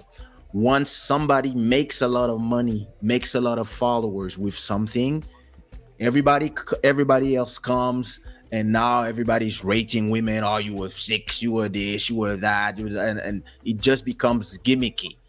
And then everybody is, yes. Oh, sorry, let me cut you No, off. go ahead. But the gimmicky is what makes it the most fun, because when it's not gimmicky, you cannot add other things. That's why I call myself the troublemaker, because they're doing about ratings. Let me destroy your game quickly. I said I'm an 8.5. What? The gimmick then turned into something that became beneficial to me. I'm but you're a using smart the gimmick person. to win. Yes. So that's the difference. But you understand, you are a smart person who are evolving in and I don't believe that Pearl is not a smart person too, but a lot of these people, she's an intelligent, educated woman for sure. Very as well, much. You know? She's very for smart. Yes. Woman. Do not deny that, but for sure. But then the conversation are very basic, black and white. Yeah. So when you are smart, you're gonna know how to use it. But then the other people you're gonna talk to, some people are having interesting stuff to say, but a lot of people, they're just repeating something they heard on YouTube 2 days prior, or they're just spewing hashtags. It's just like they parrots. It's just hashtags. 350 words, and they can only say those words. Yeah, it's just they're tweeting. Yes, they're tweeting. It's just too much of this, and just like flooding the. It's like trash. It's like fast food. You know, trash TV is just trash. What a lot of people are doing, and yeah, I think that Pearl is smart, but Pearl is like McDonald's versus organic, healthy food that should really nourish you. You know what I'm saying?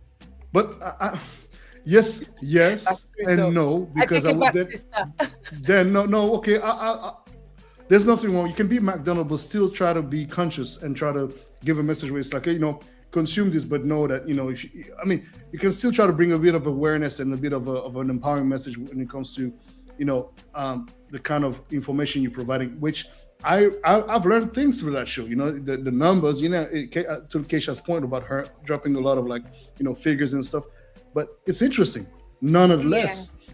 And it adds to your general culture. But for most people who might not be able to dissect information, or just again are looking for quick clips to catch information from and just repeat whatever they heard like parrots, then it becomes problematic. Yeah. But again, which and as you said beautifully, I think you both said something. You need the clickbaits, and you also need more of shows like mine or Keisha's. If you go to Club Shada, which Keisha, you should invite Dinalva on Club Shada, man. It might be too late for her though. Yeah. I don't. Yes, it's late at night. Yeah, it's late. It starts at midnight and 30.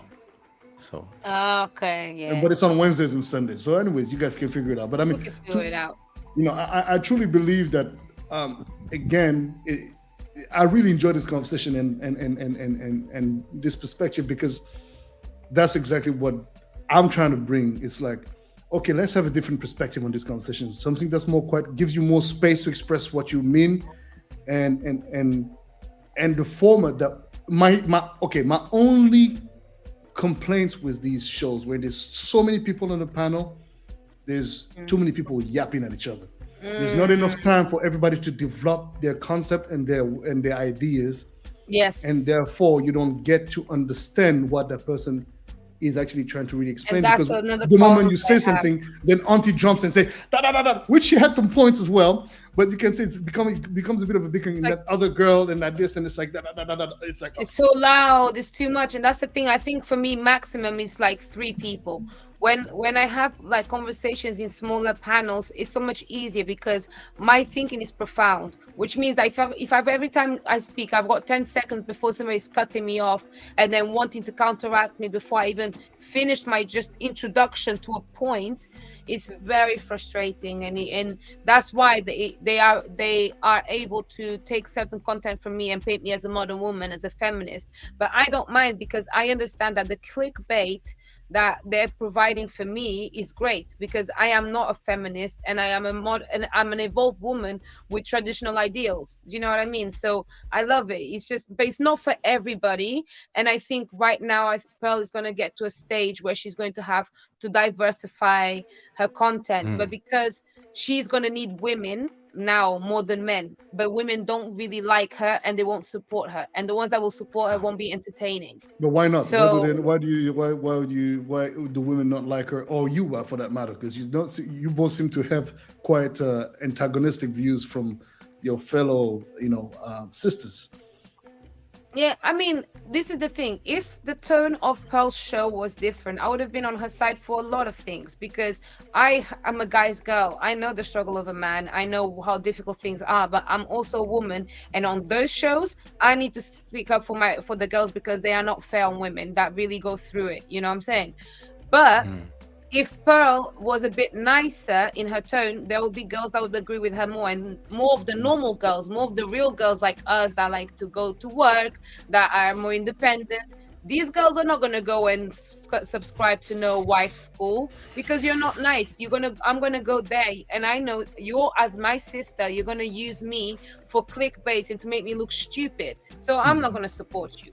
So Pearl, if she doesn't diversify her content and start bringing in more sisters, she's going to struggle. But that's why I also like being with Pearl, because I help her bring that sort of energy, because I stand on the other side, but I don't have issues with Pearl. Me and Pearl are actually good friends. She's a really nice girl, and she's really smart. She knows what she's doing, but she needs to toughen up. It seems like she is as well. I believe that as a content strategist, there is an interesting part of going to these shows, even if you might not have the sufficient amount of time to speak before somebody just is not able to listen to you speak, before they just emotionally counter attack your points, because it also helps people build their brands. And it helps you then, from building those brands, maybe go to different places and be invited in places where you have more time to talk, or maybe you have a one-on-one. And probably there's something that she did after the Andrew Tate show, where she had less people and she talked with you guys. So maybe she had maybe also some shows where it's just maybe a conversation between just you and her, or her and somebody else. Is helping more. When you start a show, a YouTube channel, you might not even know that you're gonna be that successful. You might not know that in 6 months you're gonna have 1 million subscribers. So as you are growing, you start learning, and in the beginning you might just bring anybody because you just need people. But then as you are getting popular, now you have to start choosing your people well, and choosing people who know how to talk, who know how to have a conversation, because any conversation, any debate, whatever it is, after a year or two, it becomes old. Yes, Like yes, the boring. debate, it becomes boring to hear the same conversation and the same points and the same person replying the same stats every time. Then at a Yes. point, you're gonna, Them 20%, 80% of women find, no, 20% of women find 80% of men unattractive and crazy stuff. I'm like, yeah, where'd you even get that from? But cool, yes. exactly. Yeah, at a point, that's not enough. That's not enough. Yeah. It's enough to when you start. And actually, whenever I started watching, I think I subscribed. I don't know, last summer probably, or maybe before April, something like that. When I started watching, it was interesting to hear her reply to people with facts, stats. Even if I was like, okay, where the numbers come from? True, but it was interesting to somebody that would use those things.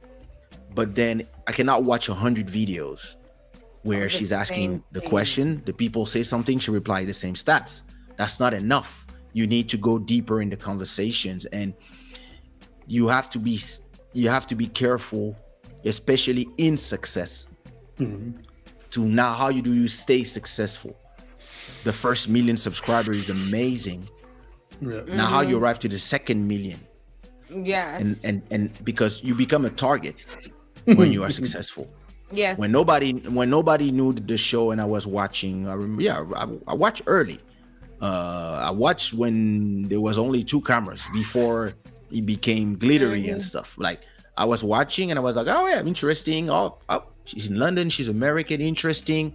I thought straight about, yeah, but she's bringing her American concept in there, but that might be interesting, this clash of culture. But now that it's big, yeah, you have to know how to maneuver to not lose the momentum, but at the same time to not bore people. And that's when it becomes complicated. It's the same for anything, for music, for sports, there's gonna be a point where, okay, we got your point. Everybody know your starts by heart, and everybody know what your different people will say. What are the subjects? Because you cannot talk about the same thing forever. The 304s, the this, the that. Like, who invented those terms? Like, I'm like, incel, high value man. Like, No, what but the hold hell on, hold does on. that So, mean? hold on, but you fit into that shit too, Dinalva. So let's get to you now, because Right. okay, cool. We the pearl thing is cool, but let's get back to the our guest tonight. You are the star of the show. We are here to cook some plates and provide you with some flavors and see how you react to the spices. Right, go on, give me some spice. Well, it's not necessarily spice. I guess Keisha Seasoning. might be giving you more spice than I would, because again, Hey. I'm more empathic, so my approach is not necessarily frontal. But Keisha Eu doesn't have gosto de you something. mean? tudo, não faz mal. Estás a I ver? like Pouco de spice. jejum ajuda um pouco para aquecer um pouco as coisas, né? Exactly. Meu So Deus. you have not answered my initial point about the story of yours on Instagram, where I'm like, okay, you're setting the bar so high Yeah. that Okay. explain it, because that is setting so many confusing signals. So please explain. I think that what I ask for is just a baseline. So, for example, Which the is, post you're what is talking the about, baseline? I posted, was it Ramos wearing the Dior suit for PSG? Is that what I posted? I think so, yeah. I mean, I don't know Yeah. who the footballers are, but I could tell he was, fine-looking man in general. Yeah, and I put the title saying if only footballers were not so stereotypical, obviously because they're Yes. meant to be the fuckboys and everything. Mhm. And then I put the qualities that I believe are what makes a footballer an attractive man to a woman. They're athletic, they work hard as hell, because to be a footballer is not easy. You're up early in the morning, you have to go training, you have to commit, you have to be careful with your diet, and then you have Have to you run. dated a footballer before? And I was a football agent as well, Hello. so I know. Hallelujah. Yes. So Have you saw some famous footballer already? Oh, I haven't dated a famous footballer. My ex-boyfriend, he played football semi-professional, so I understood a lot through him, and he taught me a lot. And together we went down the venture of football agency, and I had to learn a lot of knowledge because I was now speaking. Having a woman football agent is very niche.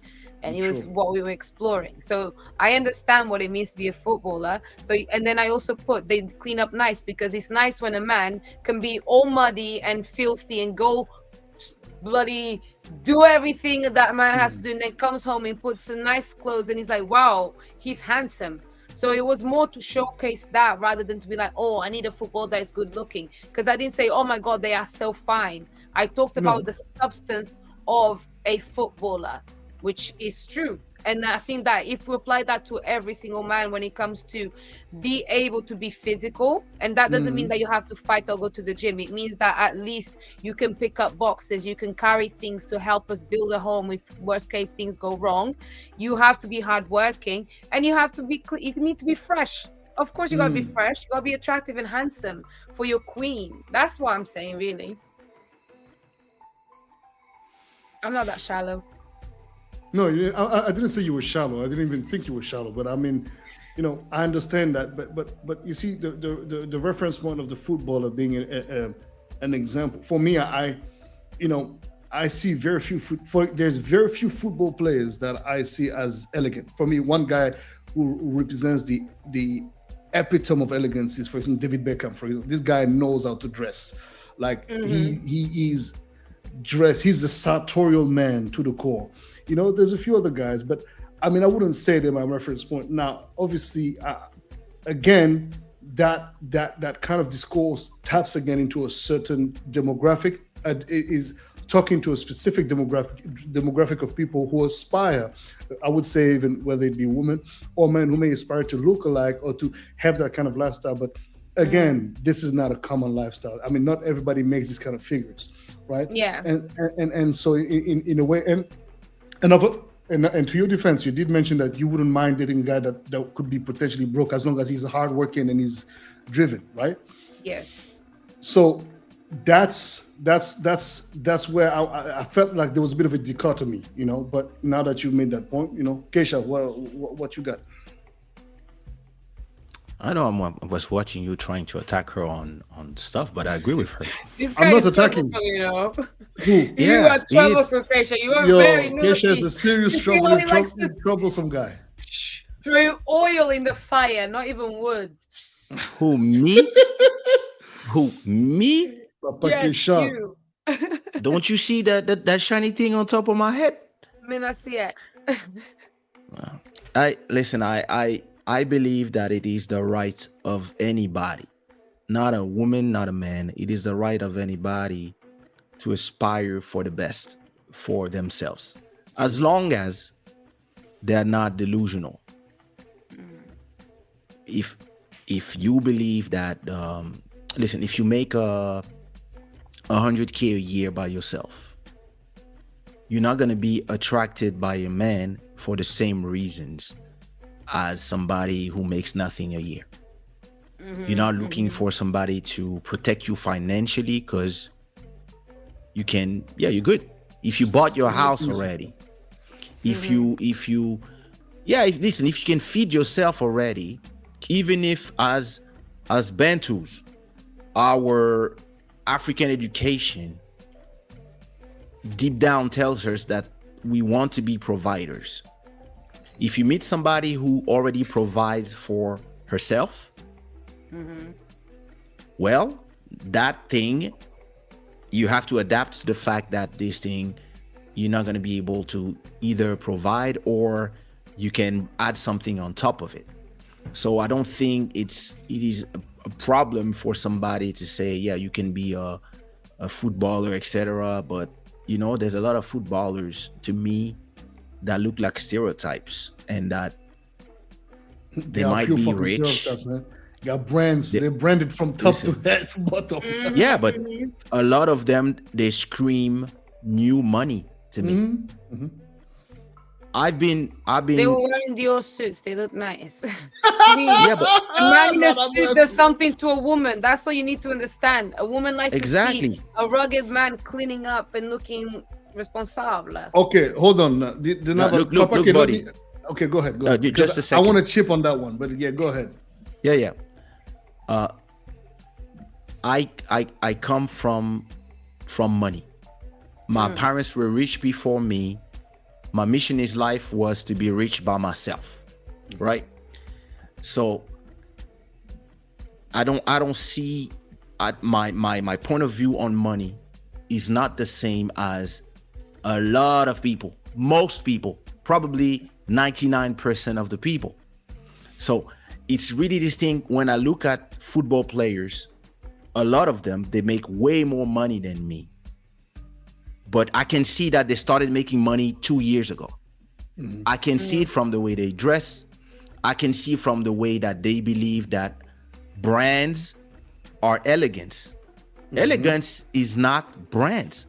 Merci beaucoup. Elegance is how you walk, how you talk, everything.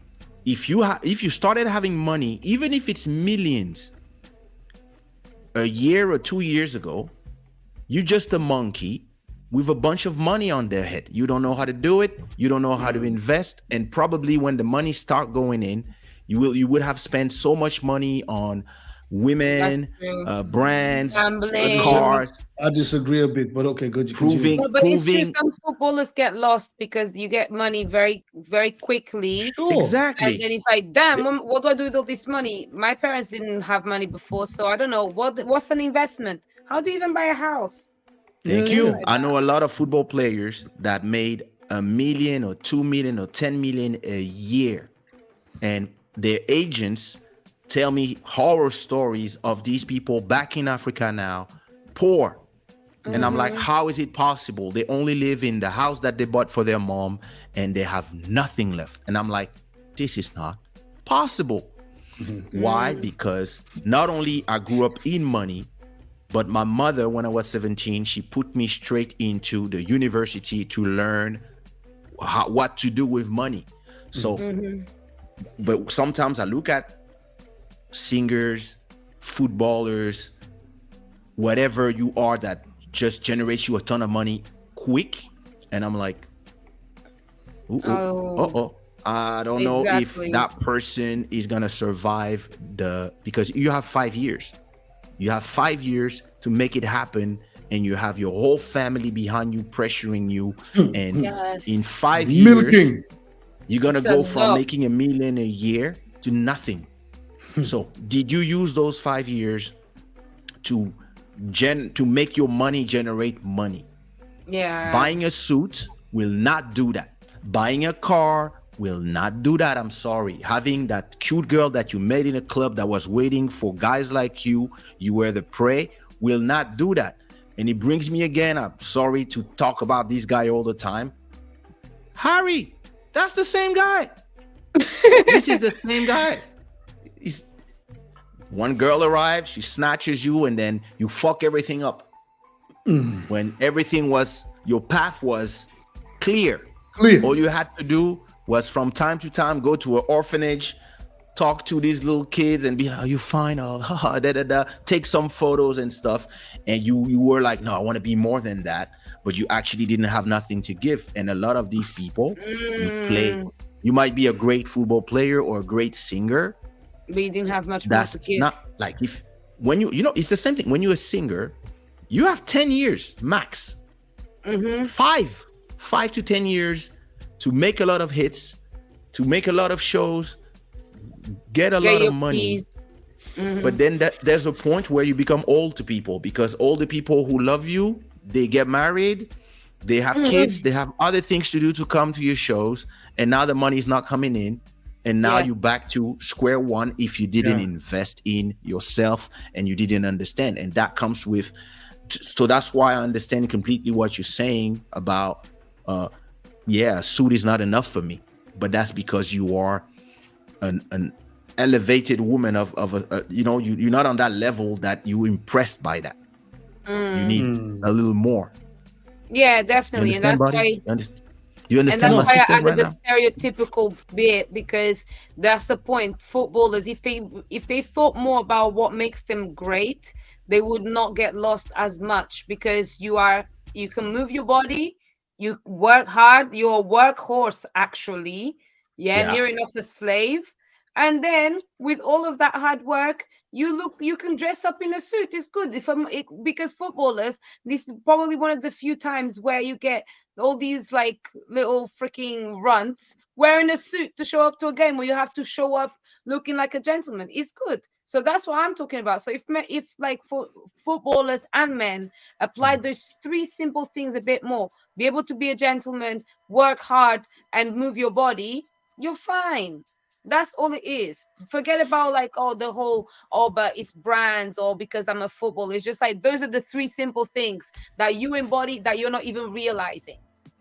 You know what I mean? Indeed. And then you get lost. You think it's about banging things and being good looking. It's not. It's not enough. And to that point, I want to add, you see, for example, right, a lot of people think that, again, talking about wearing brands, it can be very tacky, right? But then on top of that, elegance is not given. It's something, again, either you've grown to see elegant people around you and you've learned the codes through seeing, for example, I grew up, my mother and my dad were extremely elegant. At home, I'd never see my dad with sweatpants. Never. My dad would be like, he would rock. My mother, same thing, and it was super relaxed, super cool. It was not uptight and like, well, son, no. But there was a sense of being, super. So I grew up in that environment. And as I grew up, I understood, for example, a lot of people, they wear jackets and they'll keep the tags. Or there's a way you'll understand if somebody really is about elegance. The length of the pants tells you everything about how the person understands elegance and style. Yes. So obviously there's different cuts, but the way the bottom part of the pants, drags or fits, if it eats the shoes, that person has no taste whatsoever.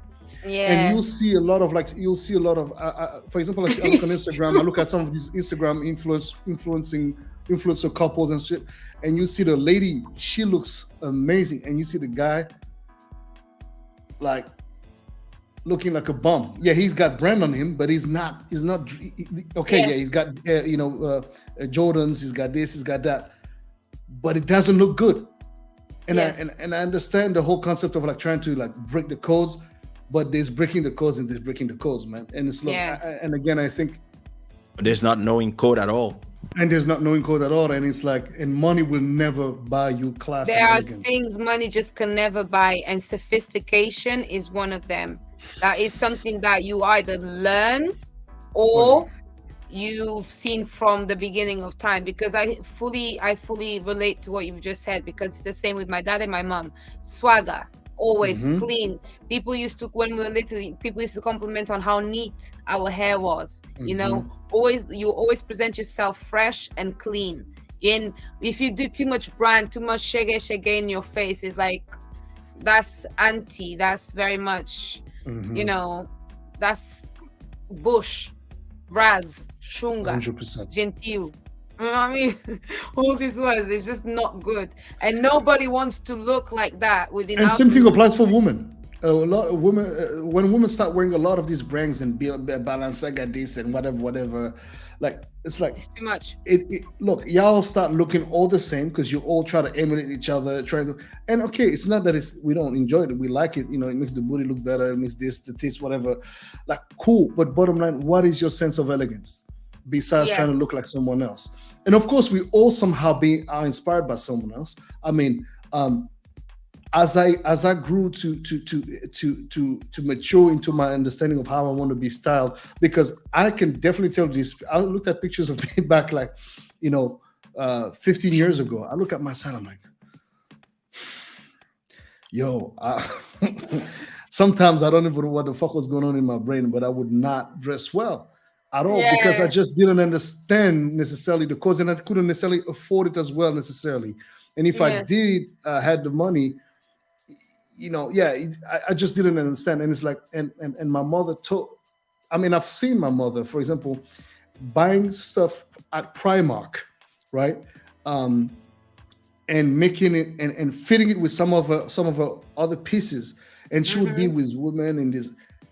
very super apprêté and very posh environment. But, oh my God, this looks amazing. What is it? Is it a new collection of Yves Saint Laurent or whatever?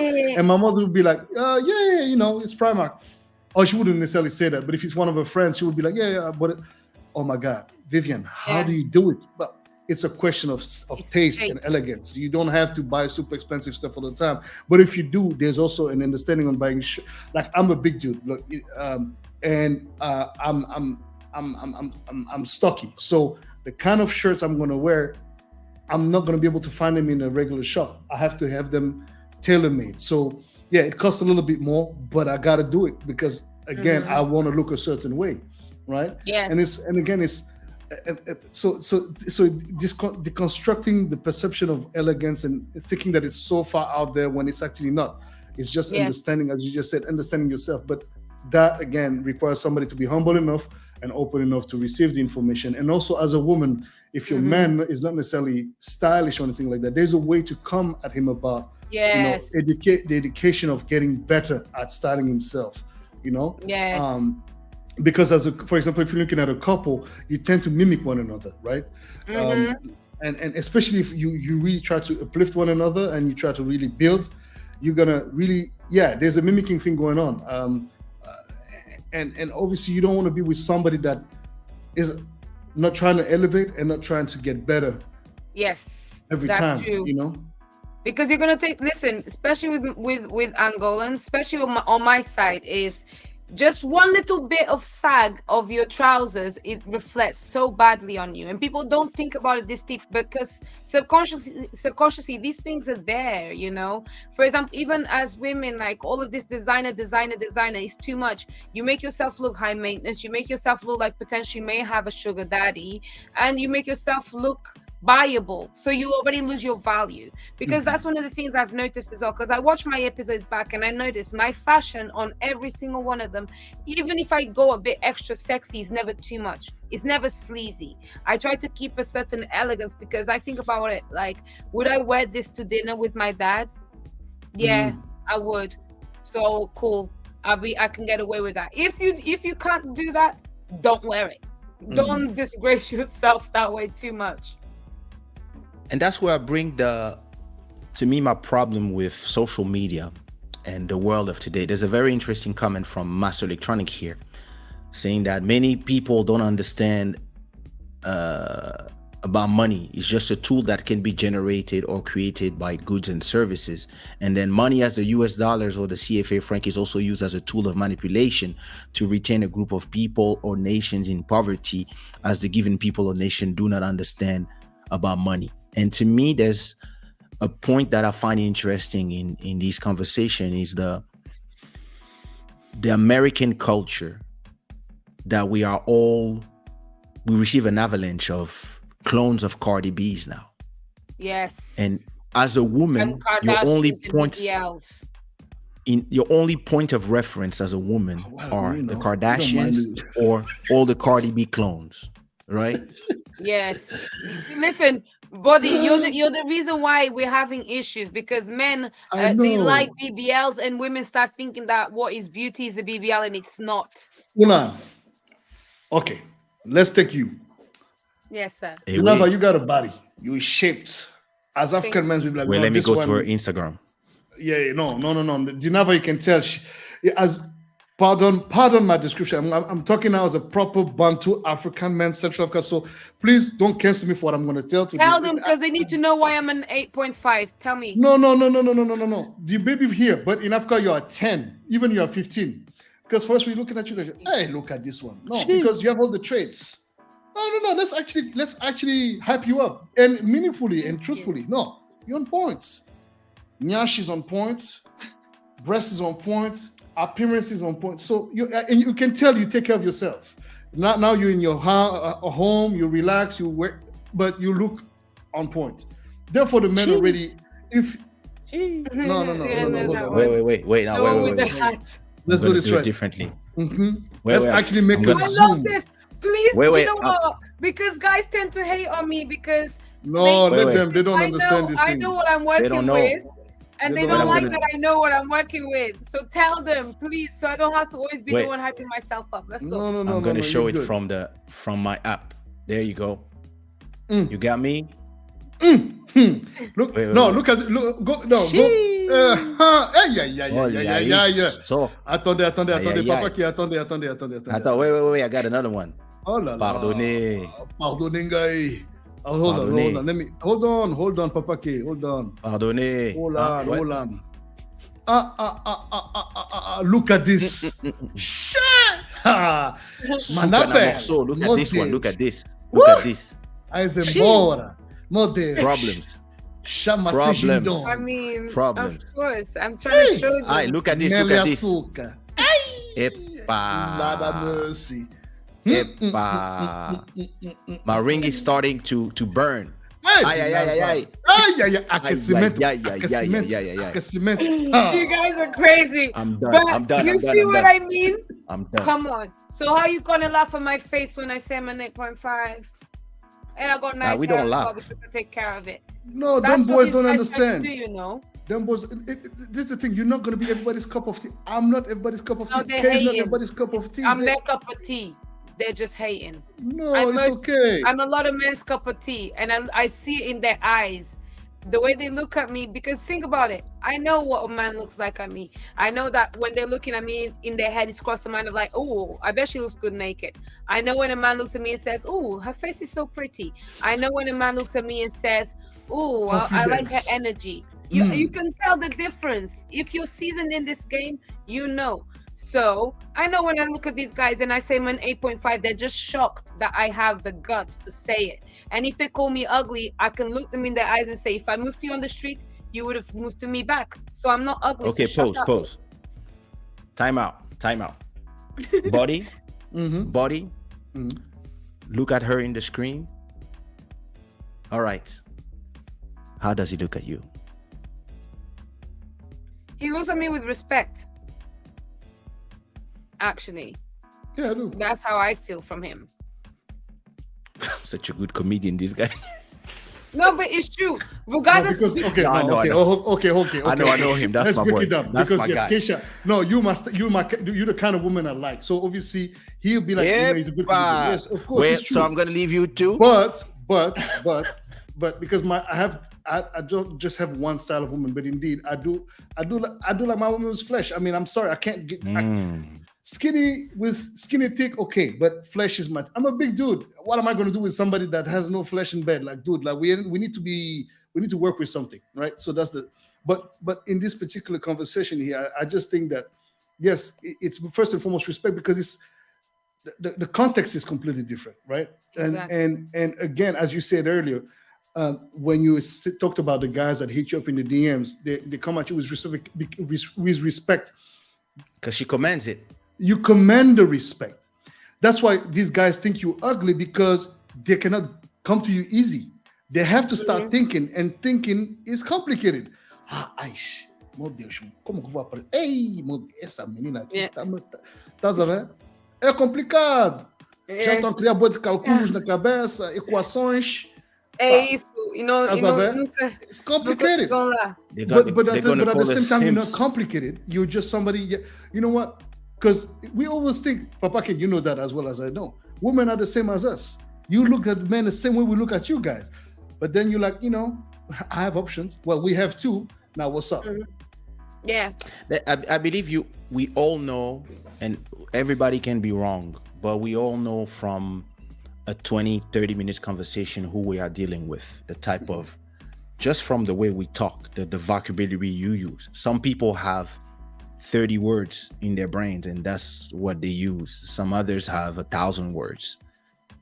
Just the fact that we all speak a minimum of 3 languages.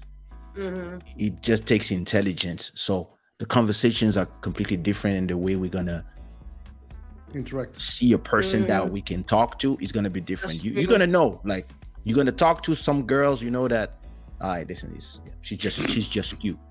I remember I was at we were between I was with a bunch of girls. They were rich as fuck, and they're all African royalty, Congolese royalty. all daughters of the president and stuff, and we all there in a party, and I bring that new girl that I was walking with, and so they're trying to, because they're my sisters, so they're trying to make it comfortable for her, and they start having conversation with her like, hey, so what about you, da da da da, and then every time she would open her mouth, she would listen, she had 20 words. And then at a point, one of my sisters told me, it's best if she keeps her mouth shut, Kay. I was like, that's true. It's best if she's just beautiful. I was like, yeah, I can see it now. And yeah, Tatiana, sometimes. Hey, Tatiana, what's up? Listen, sometimes but it's hard. It's harder and harder, and that's why I'm bringing the Instagram, and I'm criticizing the YouTube space, the Instagram space, the TikTok space, for dumbing down people. That's it.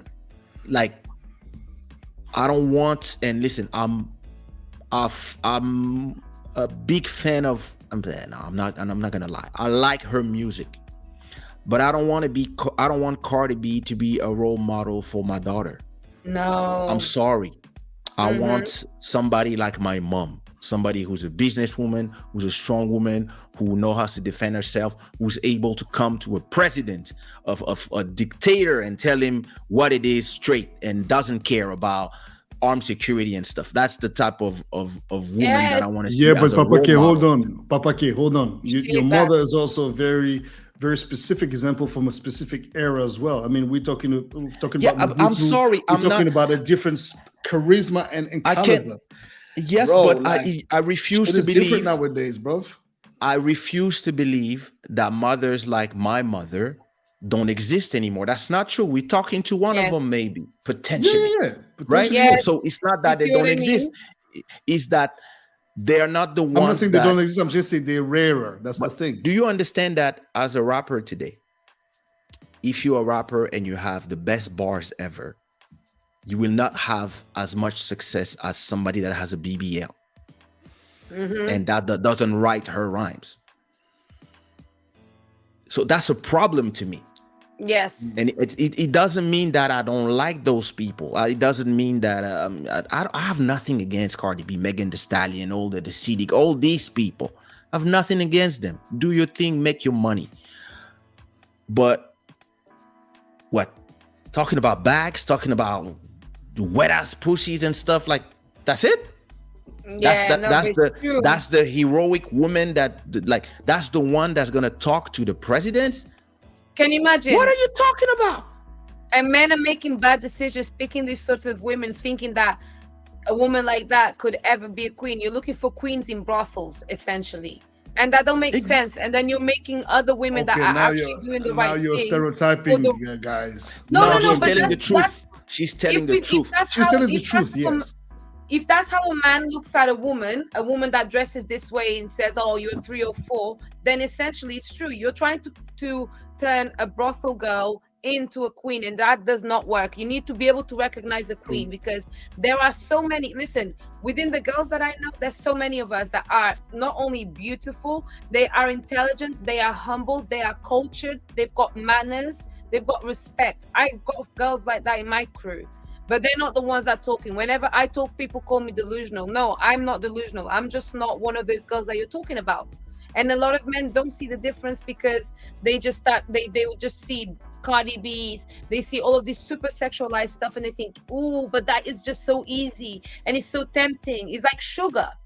You know what I'm saying? You'd rather eat sugar than to go eat fruit sometimes. Why? Because there's a high that comes from it. A girl that is a queen is much harder to get. It takes you actually having to work on yourself and go through that life diet where you have to be disciplined, where you have to be respectful, where you have to work hard. That's how you get a queen. It's not because you got money. It's because of the things you do, the effort you put into yourself to get to that level. That's what it is. And I think people get very confused. Yeah, that's why I disagree either with the red pill people or the blue pill people, whatever they name themselves, whatever hashtag they use. Like, I'm sorry, like Andrew Tate is not a representative of most men. He's not. He's and he's doing too much for show. I understand he's well educated and he's not probably what he seems on camera, but all this is not helping men. All the incels, as you call them, is not helping them. Maybe, yeah, they're gonna go to the gym. It's gonna give them maybe a little bit of confidence, maybe a little bit of vision of what I can be, what I want to be. But none of y'all will have 200 cars. Try, like, take the subway, go to the gym, be healthy, eat good, and let's start there. The problem is everything is so radical these days that it's either Cardi B or trans women. Extreme, but you got a point if you want to go that far. Don't start Dinalva now, because no, we are polishing your image now, Dinalva. Come on. Yes, sir. Let's just maintain that We are polishing her image. No, but you know what? It's because it has to be true. No, but it's true though. You're right. Everything is you guys are saying is right. But I like this perspective. I have nothing against both. As I said, I grew up with trans people. Yep. And I know a lot of strippers. Some of my best friends are porn actors, strippers, etc., etc. But they are, like, to me, from both, all these people are my sisters. They know they're not trying to be nothing else than my sisters because they know my mom, and my mom loves them. But they know that they are not on the level. Yeah. I'm sorry, you will not get a prince like me from where you are, and it's okay. We can be brothers and sisters. I can give you advice. We can talk about things. We can be confident and stuff, but that's it. And it's okay. And they love me because it's not even that they know I respect them completely. But we arrive in a society now where everybody is telling you that, yeah, being a hoe is liberation. It's your truth. It's this, it's that. And listen, my gay family members, my trans family members, my lesbian family members, they don't even agree with what they see on TV. They're like, it's still too much. Like, why does it have to be us against, or whatever we say, accept us, or you are being canceled? It doesn't work. You just pushing people apart, and somebody's benefiting from that. Somebody's benefiting from the clicks. And the problem to me is that now the power is to everybody that is benefiting from the infighting of people. But on the long run, it's not helping society. Because you might have a great girl that you're talking to. She has everything that is perfect, and on certain subjects, she's just going to be radical because she's seen too many YouTube videos, and she's going to start either talking to you like Pearl, or she's going to talk to you like Cardi B, and you're going to be like, yes, I don't cook, I don't clean, I don't that. It's like, okay, like, but is that really what you should be saying? That's not really it. You know what I mean? Listen, the mother of my son, the day she met my parents, so 21 years ago, I just introduced her to my parents. So she comes home, etc., etc. My mom is just there. So we met. I'm introduced to them in Europe. So we're not in Africa where my parents have the maids and stuff. So my mom is cooking. She's like, yeah, she's a millionaire. She doesn't care. She cooks. Yeah, nothing special. So she's cooking. And I'm here with my dad, talking with my brother, and my girlfriend at the time. The first thing she does, she just stands up and she goes to the kitchen to see if my mom's need anything. And I'm like, where is she? And I see them talking in the kitchen, and she's helping with the cooking. Yep. And she's with my aunties. 100%. And I'm like, And once once everything was ready, I see my then girlfriend at that time coming with the plate and serving my father. And my father is like, Mm-hmm. And me, I'm like,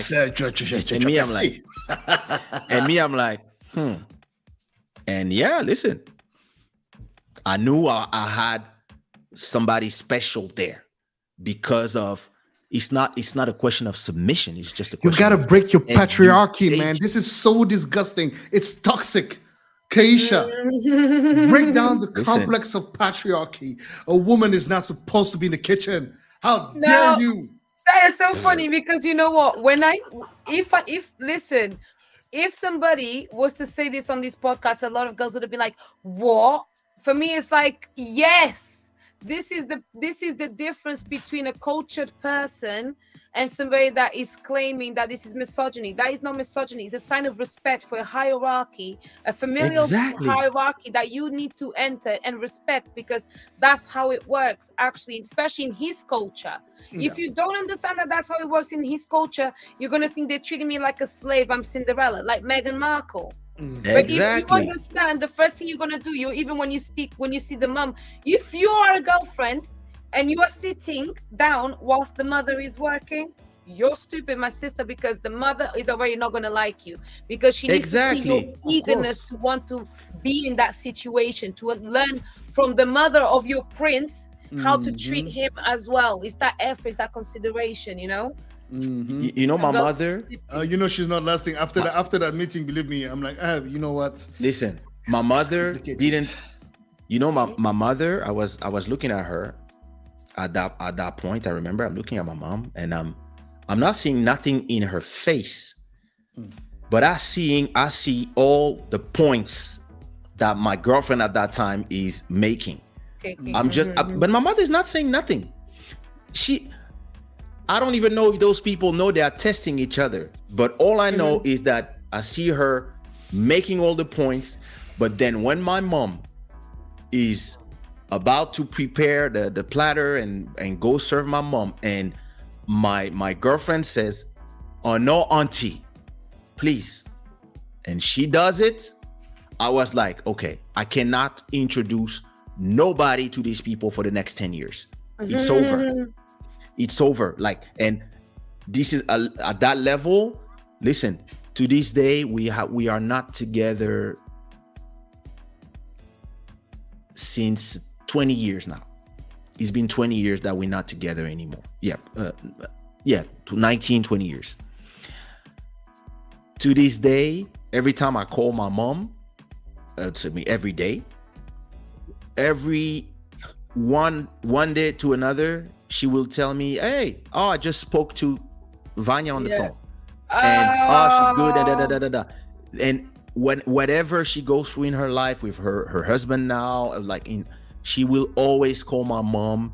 And whatever, I go to Brussels, I go to see her mom, because we are family forever. And my actual wife, the first person I introduced her to is her parents. Imagine. You see what I mean? So when I look at all these conversations on YouTube, I'm like, who is this for? You see what I mean? Hold on, Papa K, because you have to. Okay, I understand. Okay, you see, Dinalva, it talks to you because that's just your system, your whole system is like that. But for some people, it also takes a very refined type of approach as a man to know how to combine these things together. Because, for example, if the mother of your first child is still in your life as a friend, and you have a woman that is your wife now, it takes some adaptation even for that person, because that woman may not be coming from that kind of environment. So it's shocking, So it takes a very intelligent approach to how you're introducing and you're presenting this whole thing. And I think that's something that we can give credits to Keisha for doing, because it's amazing to see how all of this works perfectly well. And and I think not many men can do that because either they themselves are toxic, and they'll maintain, they entertain this weird like jealousy shit because some guys like that shit. They like they like people fighting for them, Mhm. like you. Get a little bit Like you. toxic. But it's true. It's Like good you to have. No, good- no. The Angolan and the Kenyan that are fighting each other, the Keisha, this is the thing with this guy. You're exposing him. Stop it. Don't. This one thing with Keisha, you should not give him your secrets. He's gonna low key drop shit that those who know, and those who don't know will be like, what the fuck is he talking about? It's like because I know they're watching. Put you on the spot. I know they're watching, so I have to. What I have to but throw it's okay. darts at them. I'm all right. The truth is that I'm quite fine by it. But I think that one of that's another thing is how you handle and the concept of as a woman, for example, if you had relationship before. In your case, Dinalva, you now said, okay, I'm taking my time. I'm not in any sort of like desire to mingle with anyone, whatever. I got questions about that. Okay, well, go ahead then. I don't want to. I don't you might drop the same shit I was going to drop. So, but because you're more spicy, I'm not spicy. Dinalva likes the way you treat your guys liking her. So go ahead. I like both ways of questioning from both of you. It's fun. It's interesting to learn from side to side. Go on. We're cooking from both sides. I'm the women's best friend. I'd like to know, how long have you been single? It's just been about a year and a month, a year or 2 months. And how long was the latest relationship? 5 years. Wow.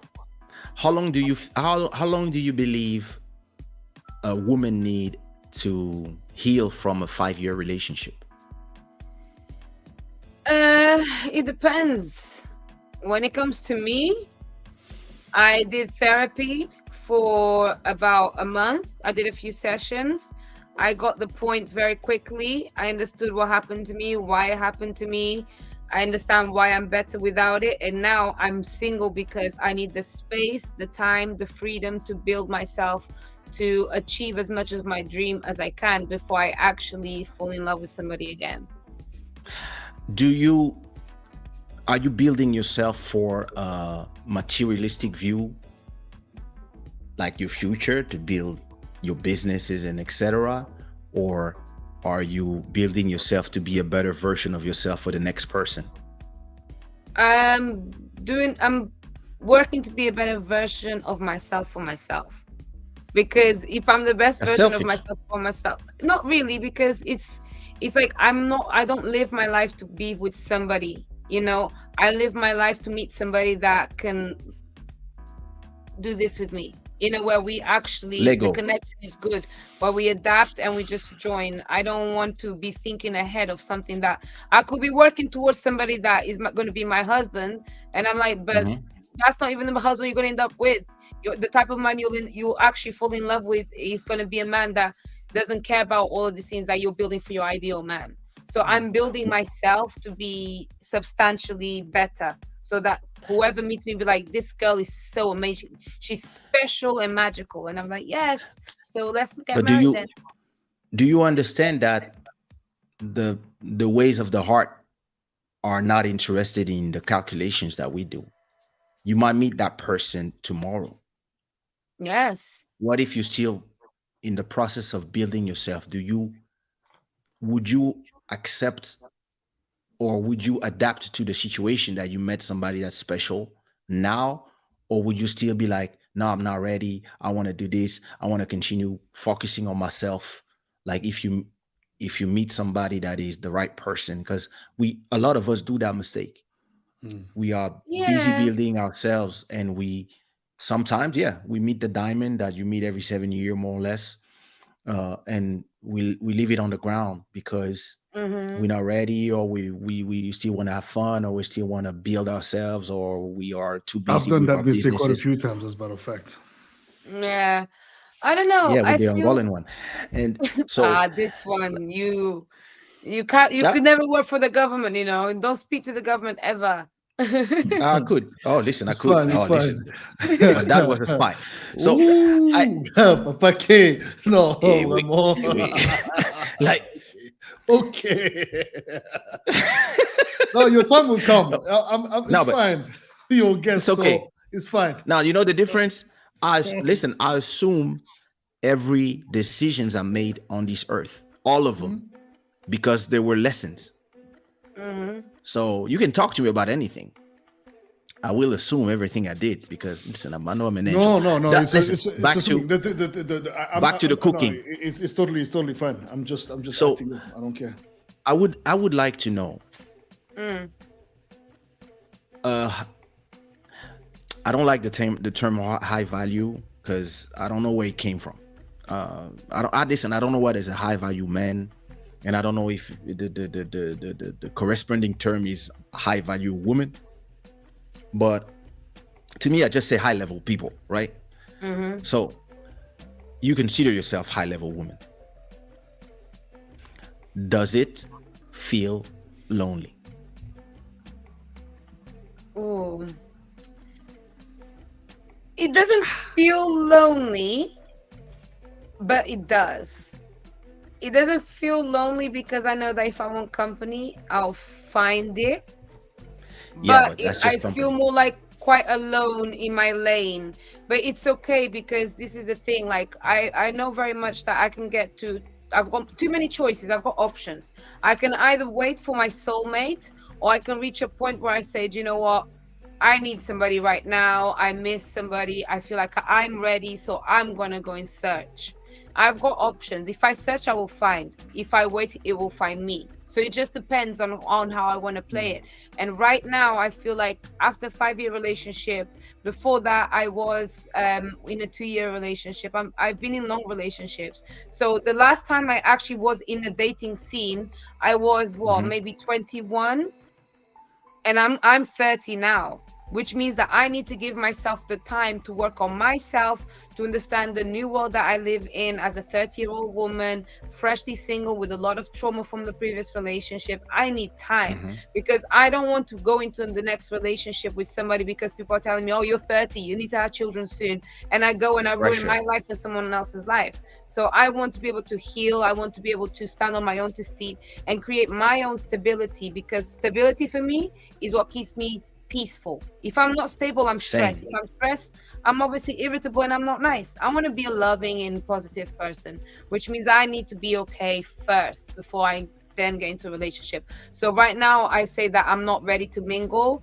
because I want to build more for myself. I've just turned 30. Leave me alone. Let me enjoy my life, to be Dinalva, to go on podcasts and say things and explain myself and just live freely and build. Because if you're in a relationship, your mind space and your thought process is now divided. You're no longer being so active with yourself because you're thinking about somebody else. And I'm a woman. When we are in love, it's different. It's different. So I have an interesting question about that. As you are building your personality, did you start with Pearl? No. Is it so? Before you were in the podcast scene, the UK podcast scene, you started like being in places. I'll tell you how I started. There's this guy called Castillo. He's quite notoriously rude. He says big man thing, bruv, super road man of here in London. And essentially, he was supposedly looking for love. So he went on dates with girls and he needed to kind of like suss them out through conversation if they were there for his money and influence or if they were there genuinely for love. So I went on a date with him and we had a great conversation. And I think a lot of people got to understand what I represent as a woman. And even the way that he was so like intrigued by me, you know, and he in the end picked me and he picked love with me and I picked money with him because obviously I wasn't going to be with him. I'm not ready to mingle. I don't want a man, but I just wanted to show. You don't want them to be trapped in the jail for 25 years and you having to wait and at the risk of being shot if you try. You see what I mean? You know what I mean? So, yeah. Now, ain't you scared that now that you are building media and public personality through being being a regular in a channel that has millions of viewers. And because of that, it's gonna attract a bunch of satellite people who will want also to have a little bit of you, and they will build your brand even more. Aren't you scared that relationships are already hard when nobody knows you and you just meet somebody in a club or in a library or through a good friend, etc.? It's already complicated because people put on a persona you really know who you are dealing with after a year. Are you scared that by becoming a UK famous in the podcast scene, you might attract people who have an ulterior motive? And are you sure that you're going to be able to separate the people who are pretending to be what they just took note of watching your videos forever, and they know exactly what to say, and they're going to be able to trick you now because they are here maybe just to have a little bit of that fame or to put you on the list? Are you scared of that now, that because even if you've been for 5 years with somebody, you knew you're evil, you know how to be in there? It was like, when you were in a relationship for a certain time, you believe that you're going to be there forever.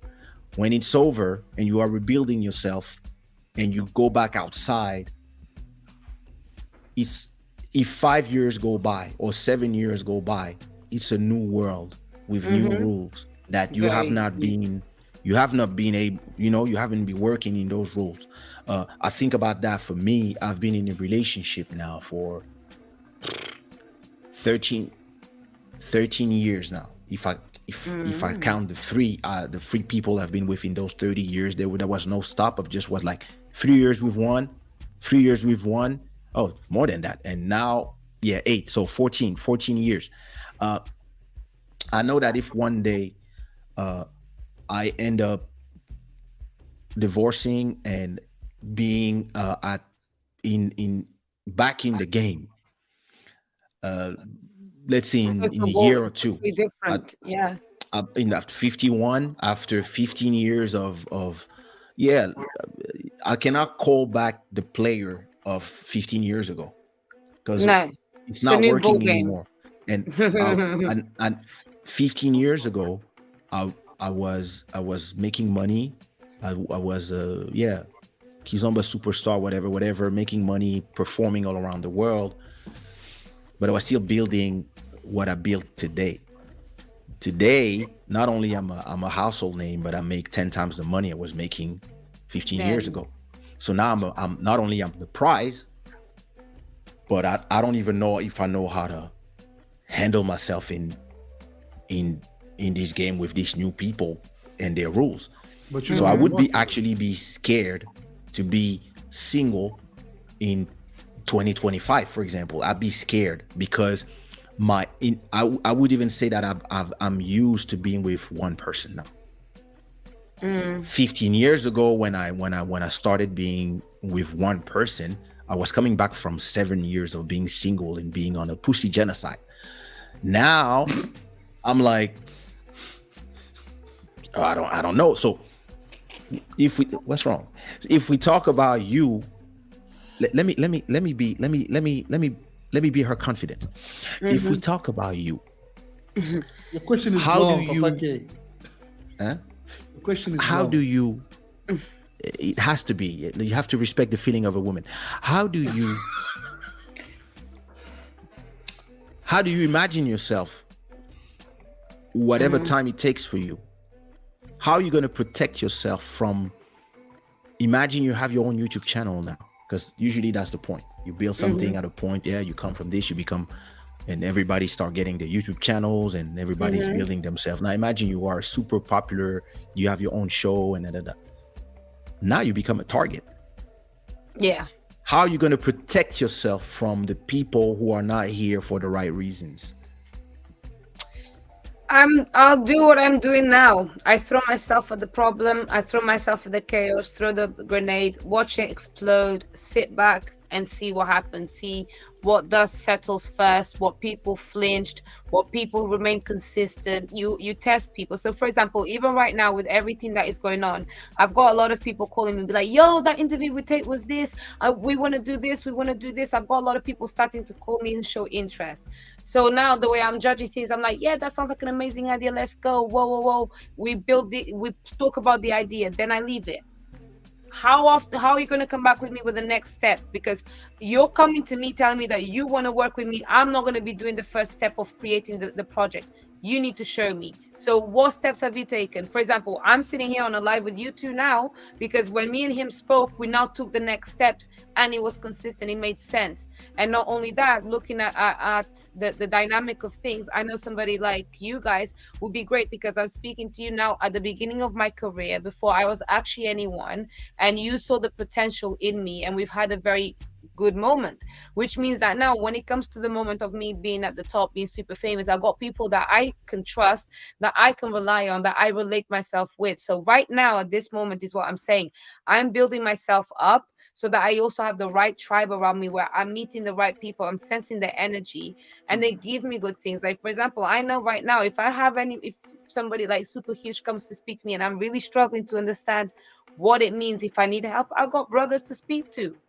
Perfect. I'm protected because I'm smart, but also because the people around me are smart. They're consistent. I'm constantly observing. I'm constantly like refreshing like my thoughts on everybody around me. I constantly reflect to be like, how was my interaction with this person?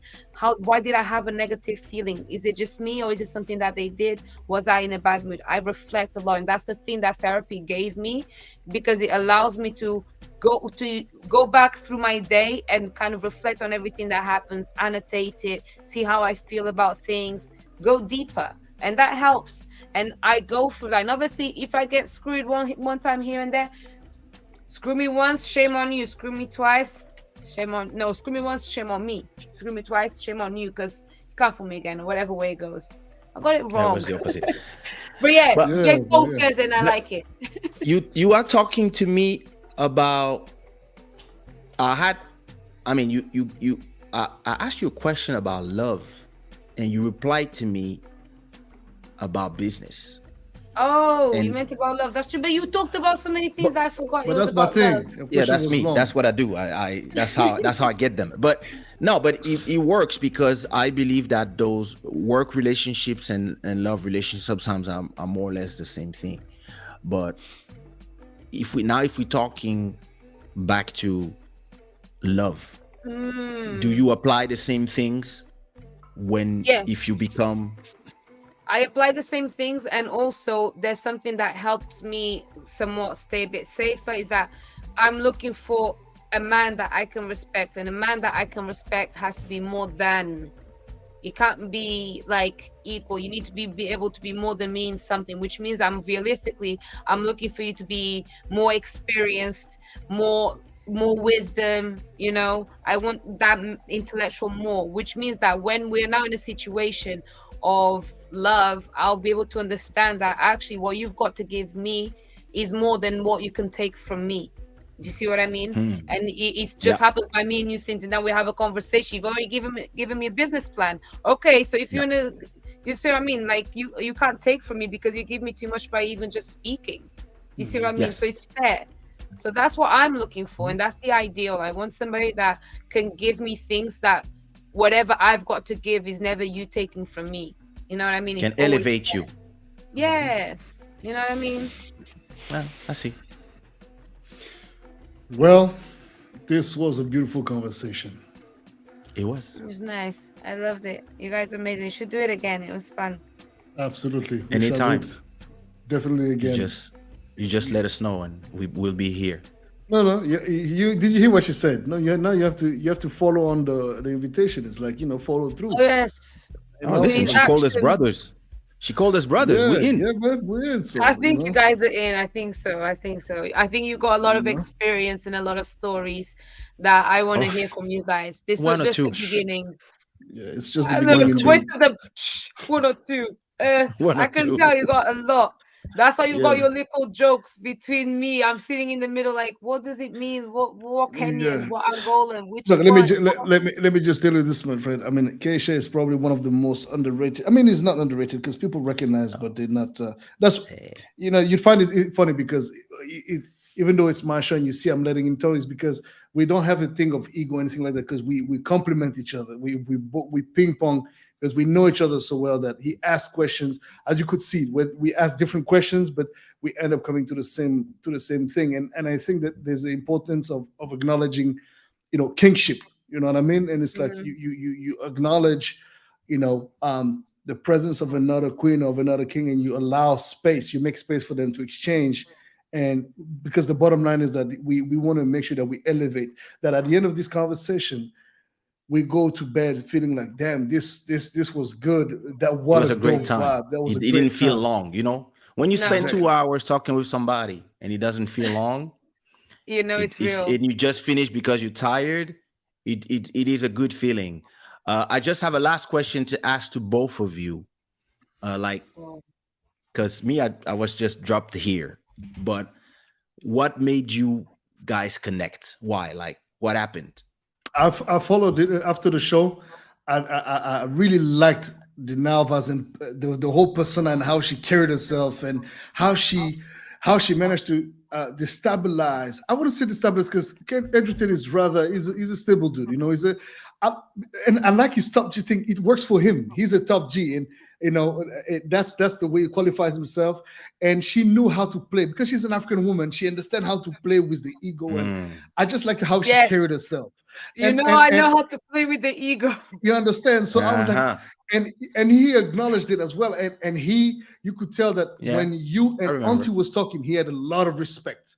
And even when the girl next to you, he had no contempt. The only friction was the Nigerian sister, which Hmm. was a bit, there was a bit of friction there. But otherwise, and you just carried yourself in an interesting way. So I was like, you know what? Yo, let me look her up. And then I looked you up on Instagram, and I was like, let me follow you. And then we DM'd each other, and I DM'd you actually yes, you did, you because did. Yeah, I was why? like, why did I DM him? Because Yeah.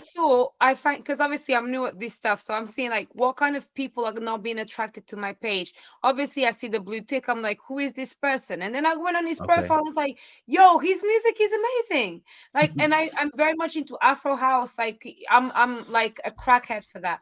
And I listened. I was like, how do Okay. I not know about this guy? Because his sound is so organic and he's so much what I'm into. This is what I say perfect music for me is.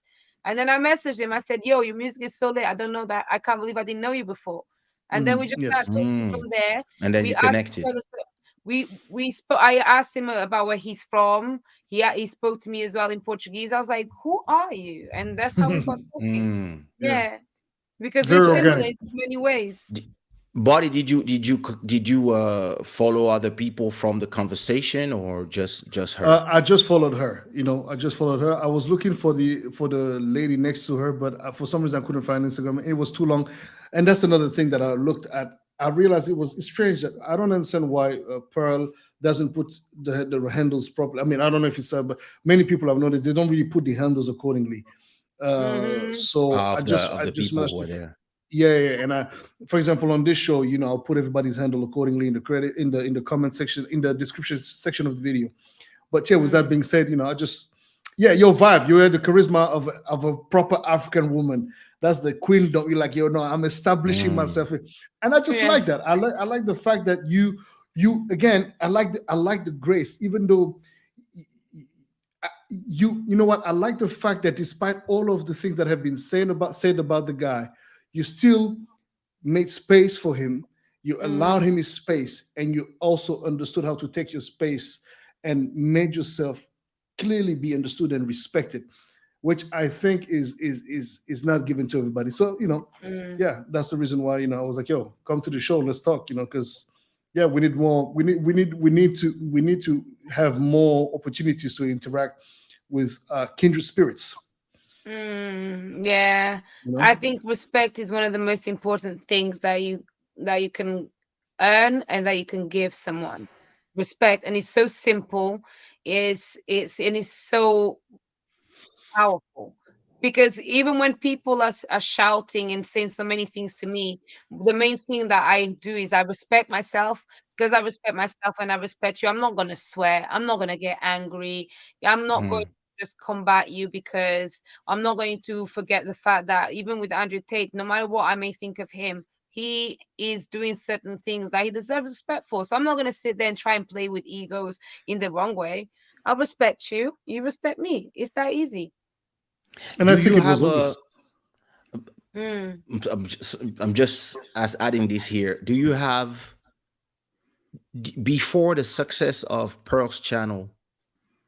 Did you have a master plan about yourself in the podcasting world, or it was just that you were there, you knew people, and then you just got there, and then you start having ideas like that's interesting, Do you know invite what you again, happened? etc. So basically, I have my academic background is politics, right? And one of the Oh, she's guys one of that, us. Yeah, you're the yeah, sister. It's okay. yes. So I was sitting down, I was watching one of the clips where one of the guys that usually does shows with Pearl, he was saying that women shouldn't run societies. And I said, well, actually, I don't think that's true, because I think I would be very good running a society. I studied it. My personality goes well. I'm a woman with a masculine edge. Perfect. So I messaged him and I said, your problem is, sir, that you don't have a beautiful and intelligent woman telling you the truth. Get me on your show one time and you'll know. And then he invited me. Turns out it was Pearl. I came. That was when we had the 8.5 conversation. It was when they were trying to like ridicule me and act like I'm very masculine and I'm not pretty and I'm not this. And I handled it perfectly. I I got to see sat that there, show. just, I gotta see yeah, that the shit first too. That's episode. ridiculous. Yeah, they Send us the try. And link. they do. Listen, if you see how much the world hates on me from the moment go, because they don't like the fact that I come with so Hmm. much confidence. It's not fair. Like, who is this girl? But Who does she it's think she beautiful. is? Yeah, and I realized that it's always been like that in my life, because I'm a very straightforward person, but I'm also very friendly. So when I first come to Mm. people, I'm a bit brutish. People kind of can sometimes take me the wrong way, Hmm. but once they Mm. just see the smile, it's okay. But on that show, I knew these people, they try to come for me, they don't deserve my smile. They deserve trouble and they deserve heat. So that's See, what I give. But when I speak to people like you guys, it's love, it's vibes, it's smiles, it's jokes. And the more I'm on Pearl show as well, is the more I'm relaxing. By the time Andrew Tate was there, I'd already had too much experience of hateration you and know. being troublesome. I was relaxed. It was my realistically, a lot of people before like the show even goes live, they say, Dinalva, stop acting like that. It's not your show, it's Pearl's show, remember? I'm like, yeah, cool, sorry. So you know what I mean? so It's just easy now. so now follow up question to that, without Mm, trying to hold your legs too long. Do you no problem. have a master plan? My master plan, yes. My master plan is to shock, especially because I fell into accident from this. My strategy is shock people by the words that I say and hypnotize them and make them fall in love with your image and how you carry yourself. Because that is the only thing, the only combination that's going to get all of these people to want to find out, who are you? I want people to ask the question, who are you? And when they start to take off the layers and see who I am, they will see that actually I'm an extraordinary woman, but you just don't know yet.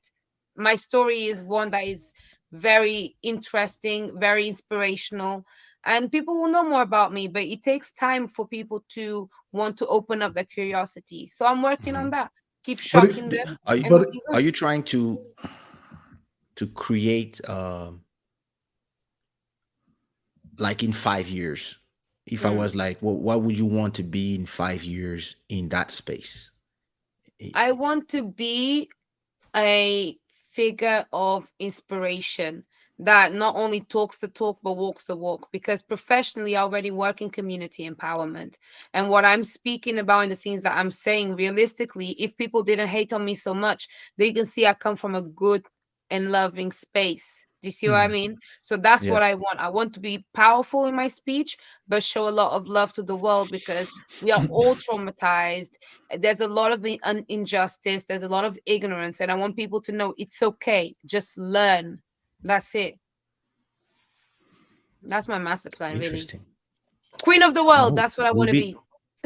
We'll be there. We'll be there. We'll be there supporting. We'll be there. And it seems like you seem to be willing to also empower through your story. That's what I'm subsequently taking. You want people to introspect. Yes, literally, because I've gone through a lot. Even, I speak about it a lot, and I get backlash even for this. I talk about domestic abuse, but because I don't look like a victim and I don't talk like a victim, people don't believe. They say, well, if you didn't report it to the police, it didn't happen. Look at these girls. They talk. Oh, yeah, I saw that clip. I was like, yeah. And because I don't look like a victim, because I look like this, because I speak powerfully, because I refuse to be weak, because I'm not. Because you heal. Yeah, and you don't reside in victimhood. I don't, and that's the thing. And so I get a lot of this backlash, but it's amazing because I need to be a figure of a person that is being bullied, but she shines through it, and nothing can get them down, because that is strength. Strength is standing in front of people trying to shame you, and you own and you say, I've made mistakes, but I'm worthy of something. I can learn and I can be better. So what does that mean? Take your shame somewhere else. I don't care. I can always be somebody else tomorrow. So stop. And that's what really my ultimate message is with how things are going right now. It's very funny. We meeting you now, but right then and there, your facial expression looked like the little girl. Be like, you know what I mean? There was a little sussiness about you. The little Dinalva really came out. Really, it's very interesting. I want to add to what you're saying, but I think one of the most important things we need to do is heal the inner child.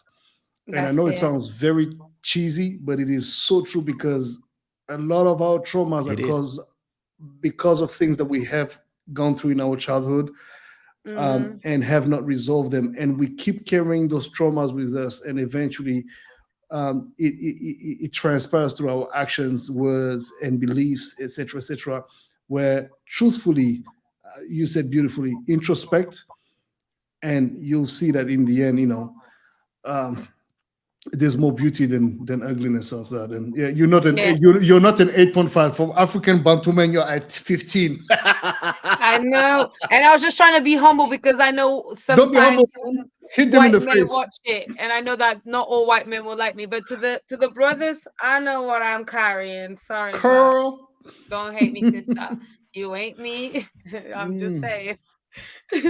By the way, I want to say that the reason why I'm red is because I have a skin reaction. So don't be thinking that I'm drinking, people. Because it's because I just. What happened? Yo, I had this skin. Look at this. That's a fair skin, mate. Did you give head to a witch? Did you put your face in the wrong? No, I didn't do. Now what for you? Why this would guy, you man, because I know what he's doing in his house. No, come on, man. Why you gotta lower? We ending the conversation, but you gotta, man, this guy. No, the point is, I put every time. Because your lips are very red. Well, it's probably the It's the light, and he's in the presence of a beautiful woman, so of course he's gonna blush. Come on. No, I don't blush. I'm sorry. That's one thing I don't do. All right, it's all good. But it's just a skin reaction, indeed. It's all good. I have this thing where every time I shave, I need to precise that, because I felt uncomfortable through the show, because like, why am I so red? And I realized that my this is really burning me, irritated. Yeah. It happens. I got to work on my skin routine. That's the problem of being a Russian Caucasian. Yeah, it's fine. Use aloe vera to help cool it down.